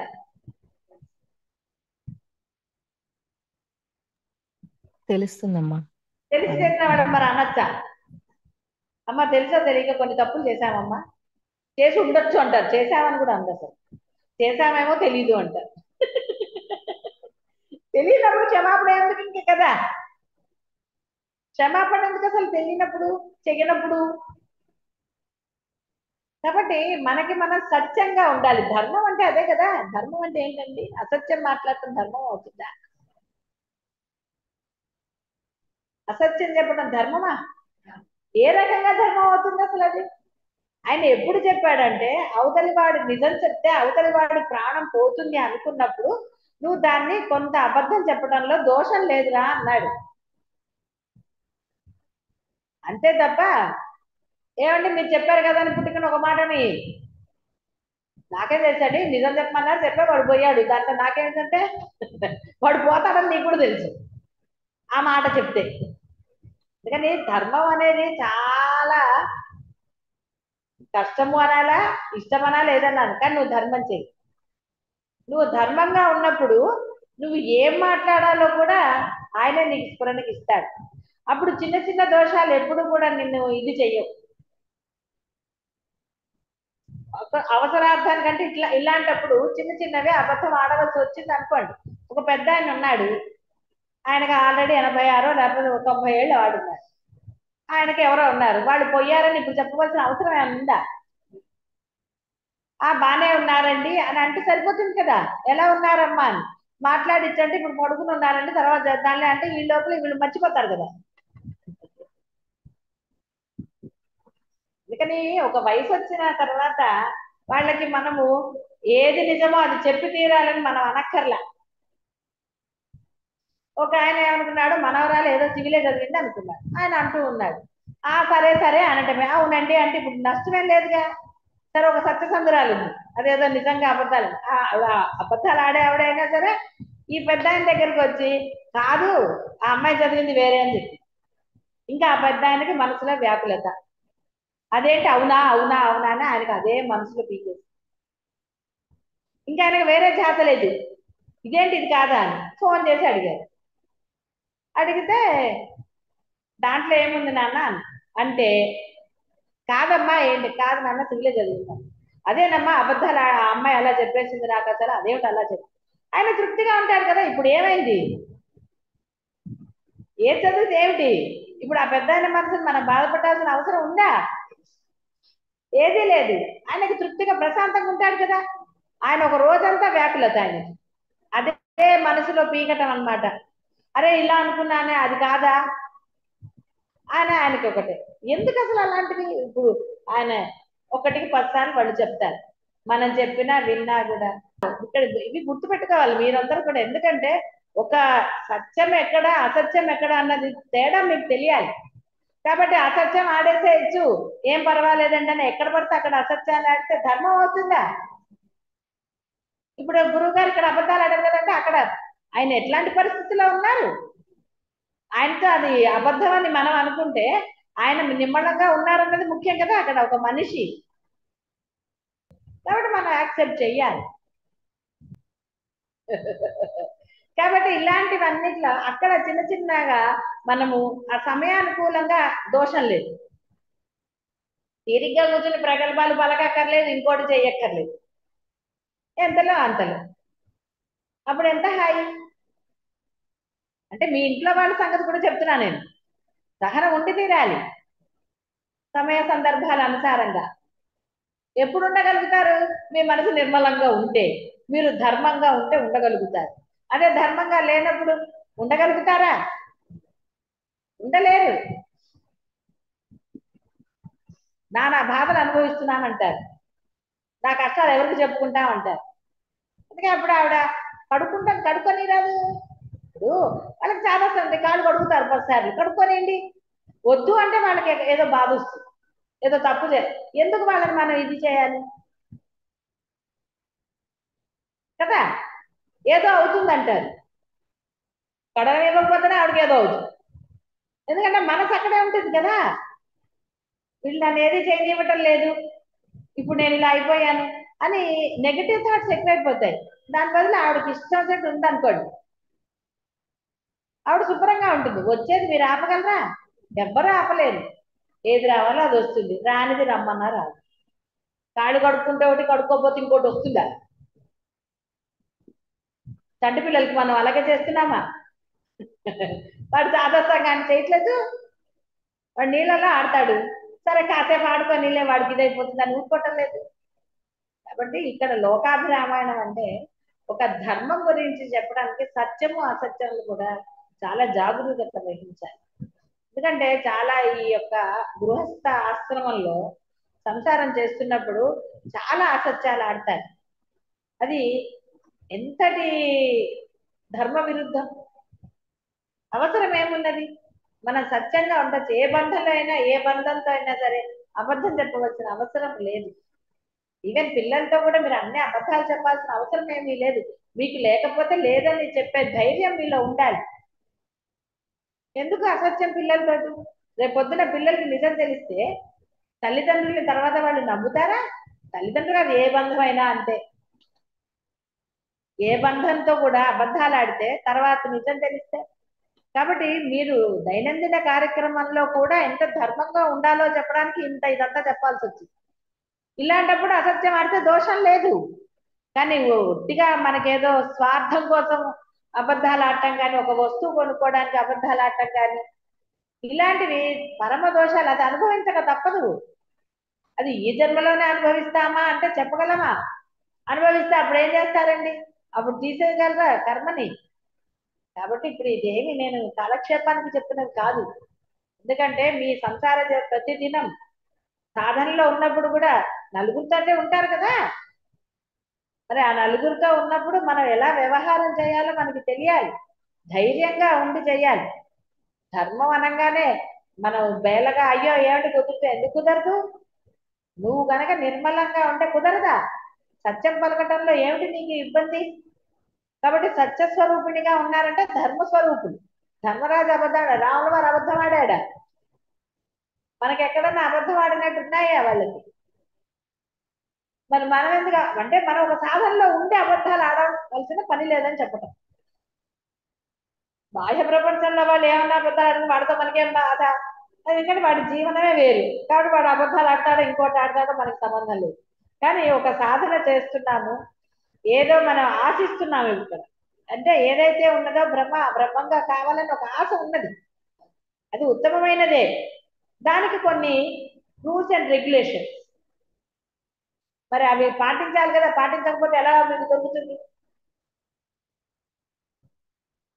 కదా ఫ్లైట్ ఎక్కాలంటే పాస్పోర్ట్ వాడికి ఏదో వాడు అడిగినది చూపించాలి, కానీ నేను చూపించను పో అంటే కుదురుతుందా? You have to follow the rules, అంతే సింపుల్. కాబట్టి ఈ విధంగా మీరు ఆ ఉన్నతమైన దాన్ని పొందాలి అంటే ముందు ఈ దైనందిన కార్యక్రమాల్లో మీరు చాలా ఎలర్ట్ గా, అంటే చాలా సత్యసంధులుగా ఉండాలి, ధర్మంగా ఉండాలి ప్రతి పనిలో కూడా. ఆ ధర్మం మిమ్మల్ని సాధన ముందుకు తీసుకెళ్ళేది, ఎంతో సాధన ముందుకు వెళుతుంది. ఎందుకంటే లోపల మాలిన్యం ఉన్నప్పుడు మీరు సాధన ఎలా చేయగలుగుతారండి? నిమిషానికోసారి ఆలోచనలు ఎందుకు వస్తున్నాయి? ఎప్పుడన్నా పరిశీలించుకున్నారా ఎందుకు వస్తుంది నాకు ఆలోచన అని? లోపల ఏదో ఉన్నప్పుడు కదా ఆలోచన వస్తుంది. అదే చెప్తాడు ఆయన, పడుకున్నప్పుడు ఆలోచనలు ఎందుకు రావటం లేదు అంటే అప్పుడు నిర్మలంగా ఉంది నీ మనసు, ఏం ఆలోచించటం లేదు కాబట్టి ఆలోచన రాలేదు. నువ్వు ఆలోచించడం లేదు కాబట్టి ఆలోచన రాలేదు. ఇంద్రియాలన్నిటికీ క్లోజ్ చేసేసావు కాబట్టి ఏది పని చేయటం లేదు, కాబట్టి మనకు హాయిగా ఉంది. కాబట్టి అందుకనే అంటాడు గాజు కళ్ళలాగా ఉండాలి నీ కళ్ళు అని. దేనిని గ్రహించరాదు, ఏది అవసరమో అది గ్రహింపుకో, ఎలాగో వస్తుంది. అవసరం లేని దాంట్లో లేకుండా సత్యంగా ఉంటే, అంటే ధర్మముగా ఉంటే దానికి మించిన సాధన లేదు. అలానే ఈ సాధన మానేస్తారా? కాదు. నా ఉద్దేశం ఏమిటంటే సాధన లేదు అంటే మీరు ఆ ధర్మంగా ఉన్నప్పుడు మీ మనసు నిర్మలం అవుతుంది కాబట్టి సాధనకి ఎక్కడ విఘ్నం రాకుండా జరుగుతుంది అని చెప్పండి. ఎక్కడ ఆటంకాలు లేకుండా జరుగుతుంది. ఎందుకంటే దైనందిన జీవితం అనేది ప్రతి జీవికి ముఖ్యమైనది కదా. అది లేకుండా మీరు ఉండగలుగుతారా? ఎక్కడికి వెళ్ళినా నిధుల తపస్సు చేస్తున్నట్టుగా అన్నపానీయాలు మానేసి అలా చేయగలరా మీరు సాధన? అలా చేయలేరు కదా.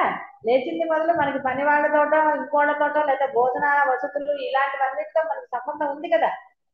మరి అవన్నీ ఉన్నప్పుడు ఎన్ని జరుగుతూ ఉంటాయి. ఒకరిని మోసం చేయటం కానీ,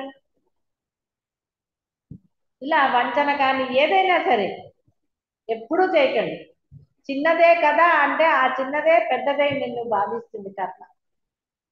ఎలా తోటకూర కథ తెలుసు కదా, గత దొంగ అయ్యాడు కొడుకు. కాబట్టి ఇవాళ మనం చిన్న దోషం చేస్తాము, రేపు ఇంకోటి చేసి తర్వాత ఏం పర్లేదులే ఎవరికి తెలిసి వచ్చింది కాబట్టి ఇంకా చేస్తాం అనుకుంటారు. మానవ నైజం. కానీ మీరందరూ సాధకులు అన్నారు, సాధన చేస్తామంటే మాకు బ్రహ్మ కావాలన్నారు. సమయం అత్యంత విలువైనది. ఒక నిమిషం గడిచిపోతే దాన్ని వెనక్కి తేగలరా? తేలేరు.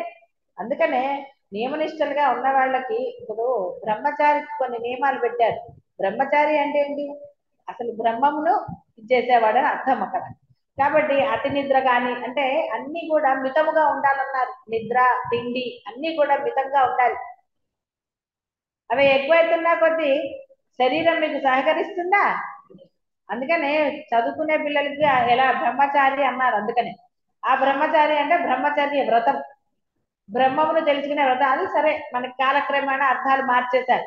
బ్రహ్మచారి అంటే పెళ్లి కాని వాడు అన్నారు. పెళ్లి కాని వాడేం కాదు. ఎవరైతే సాధన చేస్తారో వాళ్ళందరూ బ్రహ్మచారులే. బ్రహ్మని అనుసరించాల్సిన అంటే బ్రహ్మను పొందాలి, ఆచరణలో పెట్టాలి. మరి బ్రహ్మాచరణ పెట్టాలి అంటే మరి లేచింది మొదలు మనం ఏదో ఒక అబద్ధం చెప్పుకుంటూ, అబద్ధం చెప్పేసరికి మాట సరిగ్గా వస్తుందా? మళ్ళీ దాంట్లో ఎక్కడ తెలిసిపోతుందనే కోపాలు, ఆవేశాలు, ద్వేషాలు ఇవన్నీ. ఒకటి వచ్చిందంటే అధర్మం ఒకటి ప్రవేశించిందంటే దాని తోకలు ఇంత పెద్దగా ఉంటాయి, అన్ని చేరుతాయి. కాబట్టి ముఖ్యంగా సాధకులందరూ కూడా అంటే ఎలాగండి, ఇది ఎలా తప్పించుకోవాలి, ఇంకోటి ఏం మాట్లాడాలి, ఏం మాట్లాడకూడదు, ఇలాంటివి ఎన్నో సందేహాలు ఉంటాయి. ఎవరితో ఎలా ప్రవర్తించాలి, ఇలాంటివి చాలా సందేహాలు ఉంటాయి. వీటన్నిటికీ ముఖ్యమైనది సాధనని ఎలా చెప్పామో, సాధనని మీకు అంటే దానిని పెంచేది లేదా దానికి దృఢత్వం కలగజేసేది మీ ధర్మ ప్రవర్తన. ఆ ధర్మ ప్రవర్తన ఎప్పుడో ఒక్కసారి ఉంటే కాదు, రోజు కూడా మీలో ధర్మం ఉండి తీరాలి. మీ మాటలో ధర్మం ఉండాలి, మీ పనిలో ధర్మం ఉండాలి, మీ ఆలోచనలో ధర్మం ఉండాలి. ధర్మ రూపులు అంటే అది అర్థం. ఎక్కడ లోపం జరిగినా మిగతా అంతా కూడా అవుదా? అందుకే మనస వాచ కర్మణ అన్నారు. మనం ఇది చెప్పింది అదే, మాట, మనసు, ఆచరణ. మనస వాచ కర్మణ. ఎక్కడా కూడా దోషరహితులుగా ఉంటే గనక మీరు, అంటే దోషం లేకుండా ఉండగలిగితే అదే ధర్మం. దేనికి అబద్ధం ఆడాలి? దేనికి అబద్ధం ఆడాల్సిన అవసరం ఏం లేదు. ఏదో పనమ్మాయి అనుకోండి, అది చెప్తే గానీ రాదన్నారు అనుకోండి, అర్జెంట్ పని ఉంది రా అని చెప్పడంలో పర్వాలేదు. అలానే దాన్ని ఎక్స్ప్లాయిట్ చేయకూడదు, బాగా గుర్తుపెట్టుకోండి. ఎక్స్ప్లాయిట్ చేయడం అనేది అధర్మం. కానీ దానికి అలా చేస్తే గానీ రాదన్నప్పుడు ఒక్కసారి ఎప్పుడన్నా దాన్ని వాడుకుంటే నష్టం లేదు. కాబట్టి వాళ్ళకి ఎంత పని చేశారో అంత డబ్బు మనం ఇవ్వటం, అంతేగాని ఎక్కువ పని చేయించుకుని కొంచెమే ఇద్దాంలే అని భావించటం, ఇలాంటివి చాలా అధర్మాలు. అవి మిమ్మల్ని మీకే తెలుసు తక్కువ ఇచ్చామని, మీరు లోపల సంతోషించినా మీకు తెలీదు మోసం చేశాను దాన్ని అని. కాబట్టి అలా ఎప్పుడూ చేయకండి. ఏదైనా సరే సత్ప్రవర్తన కలిగి ఉన్నప్పుడు సాధనకి బలం అదే. సత్ప్రవర్తనే సాధనకి బలం. అందుకనే అందరితో ప్రేమగా ఉండమంటే అర్థం ఏమిటి? మాట ఎప్పుడు అయితే మంచిగా వస్తుందో అప్పుడు హృదయం కూడా నిర్మలంగా అవుతుంది. మాట కఠినంగా వచ్చినప్పుడు హృదయం బాగుంటుందా? బాగా తిట్టాను అనుకోవచ్చు లోపల, బాగా ఇందులే ఆ తిట్టానులే అని మనసులో మళ్ళీ సంకల్ప భావాలు కలుగుతూ ఉంటాయి కదా. కాబట్టి ధర్మం అనేది ఆచరించవలసిందే, అందులో ఆప్షన్ పెట్టకూడదు. దానికి ఆ ధర్మం నిలబడడానికి మీ ప్రవర్తన కారణం అవుతుంది. మీ మాట, మీ ఆచరణ, మీ మనస్సు అనేది ఎలాగో. కాబట్టి మాట మంచిగా ఉంటే ఆచరణ మంచిగా ఉంటే మనసు ఎప్పుడు శుద్ధమే, అంతే కదా. అందుకని మనసు ఎందుకు ముందు చెప్పారంటే మనసులో ఏం లేకపోతే మాట చేత బాగుంటాయి. లోపల ఒక భావన వచ్చినప్పుడు కదండి మాట చేత మారిపోతుంది. అందుకని మనసు ఫస్ట్ చెప్పాడు. ఎలా అనుకున్నా లోపల ఏం లేనప్పుడు అన్ని మంచిగా ఉంటాయి, అన్ని మంచిగా ఉన్నప్పుడు లోపల బాగానే ఉంది. అంటే అర్థం ఏమైంది? అన్ని మంచిగా ఉండాలనే అర్థం. అన్ని మంచిగా ఉంటే అంతా మంచి. మంచి అంటే ఏంటి? శుభం అంటే ఆనందం. ఇంకా వేరేది ఏమైనా ఉందా? ఇంకెవరికైనా ఏమైనా సందేహాలు ఉన్నాయా? ఎందుకంటే ఇక్కడ అన్ని అవే, భావ అభావ కల్పనలు, వస్తు కల్పనలు అంటే మరి ఇవన్నీ అవే కదా. కాబట్టి దైనందిన జీవితం అనేది చాలా ముఖ్యమైనది. మనం చాలా తేలిక రోజులు గడిచిపోతున్నాయండి అంటున్నారు. ఎలా గడిచిపోతున్నాయి? ఏ విధంగా గడుస్తోంది? సాధనతో ధర్మంగా గడుస్తోందా అనేది చాలా ముఖ్యమైనది. ధర్మంగా ఉన్నామా? అసత్యాలు ఆడుతున్నామా? అయిన దానికి కాని దానికి? అవతల వాళ్ళని మనం వాడేసుకుంటున్నామా? ఇవన్నీ అధర్మాలే కదా. కాబట్టి ఆ విధంగా ఉన్నామా? సత్యము ధర్మము అంటే అనవసరంగా ఒకళ్ళని నిరసించటము కాదు, వాళ్ళని వాడుకోవటము కాదు, ఏది కాదు. ధర్మం ధర్మం, సత్యమే ధర్మం, మాట ధర్మం, మనసు ధర్మం, చేత ధర్మం. అంటే అన్ని కూడా ఆనందంగానే జరగాలి తప్ప ఎక్కడ ఒకదానికొకటి లింక్ చేసేసి లేనిపోని తెచ్చుకోవాలి. అందరూ అలా ఉంటున్నారా? ఏమైనా కష్టాలు ఉన్నాయా? లేవమ్మా, హాయిగా ఉంటున్నాం. కష్టాలు ఏం లేవమ్మా. హాయిగా ఉన్నారంటే ధర్మంగా ఉన్నారా లేదా అని నా ప్రశ్న. అవునమ్మా, ధర్మంగానే ధర్మంగా ఉంటున్నాం. ధర్మంగానే ఉన్నాం. ధర్మంగా ఉన్నారని ధైర్యంగా చెప్తే ఓకే, సంతోషం. అందరితో ధర్మంగా ఉండాలి. ఇంట్లో వాళ్ళతోటి, బయట వాళ్ళతోటి, బంధువులతో మాత్రమే కాదు, సర్వులతో మనం కనుక అలా ఉన్నామా లేదా అప్పుడు అది పరమానందంగానే ఉంటుంది. కేవలం మన వాళ్ళతోటి, మన ఇంట్లో వాళ్ళతోటే బాగున్నాము, అవతల వాళ్ళతోటి సరిగ్గా లేము అని మీకు అనిపించినప్పుడు అది ధర్మం కాదు. అందరితోటి ఒకే విధంగా ఉంటున్నాము అన్నప్పుడు అది ధర్మం అవుతుంది. అందుకే ఇక్కడ భేదభావాలు రమణ సన్నిధానం ఇక్కడ చేస్తున్నామంటే మీరు ఇళ్లలో కూడా భేదభావం లేకుండా ప్రవర్తించమని. అన్యులతో అందరూ సమానులే కాబట్టి మనం అలా చేయడానికి లేదు. పూర్వకాలంలో అంటే ఆ అంటే బ్రాహ్మణులు అని ఇలాగా విభజన ఉండేది. దానికి తగ్గ వాళ్ళ ఆచరణ వ్యవహారాలు కూడా ఉండేవి కాబట్టి వాళ్ళు వేరే వాళ్ళు ఇవ్వటము, అలాంటి మడి ఆచారం అవన్నీ పాటించేవారు. కాబట్టి వాళ్ళు ఆ నిష్టలో ఉన్నారు కాబట్టి ఈ ఇంటికి వచ్చిన వాళ్ళకు కూడా ఆ విధంగా చేయవలసింది, అందులో దోషం లేదు. ఎందుకంటే వేరే వాళ్ళు అన్ని చేసుకుంటారు, వాళ్ళకి అంటే ఆ మైల అంటూ అవన్నీ వాళ్ళకు ఉండవు కాబట్టి వీళ్ళకు ఉన్నాయి. ఇక్కడ దేవతార్చన ఉన్నది, దేవుణ్ణి ప్రతిష్ఠించారు. అక్కడ బ్రహ్మత్వం కాదు, అది దేవతను ప్రతిష్ఠించారు. దేవతకి మనం చేసినప్పుడు ఆ ఆచార వ్యవహారాలు చేయవలసిందే, అప్పుడు మనం పాటించాలి. కానీ ఇక్కడ మనం బ్రహ్మంలో ఉన్నాం. ఆచార వ్యవహారాలు అంటే వేరే ఏం పెట్టుకోలేదు మనం. కాబట్టి నువ్వు బ్రహ్మంగా ఉండాలి అంటే అందరిలో నువ్వు బ్రహ్మం చూడగలగాలి, తేడా చేయడానికి వీల్లేదు, అందరితో సమానంగానే ఉండాలి. అర్థమైంది కదా? అర్థమైంది. ఉపాధిని బట్టి అని కృష్ణుడు చెప్పినట్టుగా, అంటే వాళ్ళకి మనం వేరేది పెట్టడం అలా కాకుండా మనం తినేది వాళ్ళకి పెడతాం. అంటే ఆ విధంగా అర్థమవుతుంది కదా ఇక్కడ చూసింది. మళ్ళీ ప్రత్యేకంగా చెప్పవలసిన అవసరం ఏం లేదు కదా. కాబట్టి ఆ విధంగా మనం అందరం ఉండాలి. మీ అందరూ ముఖ్యంగా సాధకులు అన్నారు కాబట్టి ఆ సాధనలో ఎప్పుడు తత్పరత కలిగి ఉండాలి. ధర్మం ఉన్నప్పుడు అసలు ఆరోగ్యం కూడా ఆయనే ఇస్తాడు, అన్ని ఆయనే ఇస్తాడు. ఇచ్చేదే బ్రహ్మం అయినప్పుడు దేని గురించి అండి చింత, దేని గురించి అబద్ధం ఆడాలి కదా. అందుకని యాక్షన్ అసలు చెయ్యరాదు, చక్కగా ఉండాలి. అప్పుడే యాక్షన్ చేస్తే మనకు తెలియదండి. ఇంకెవరికి ఏం సందేహాలు లేవు కదా? ఓకే, శుభం భూయాలి.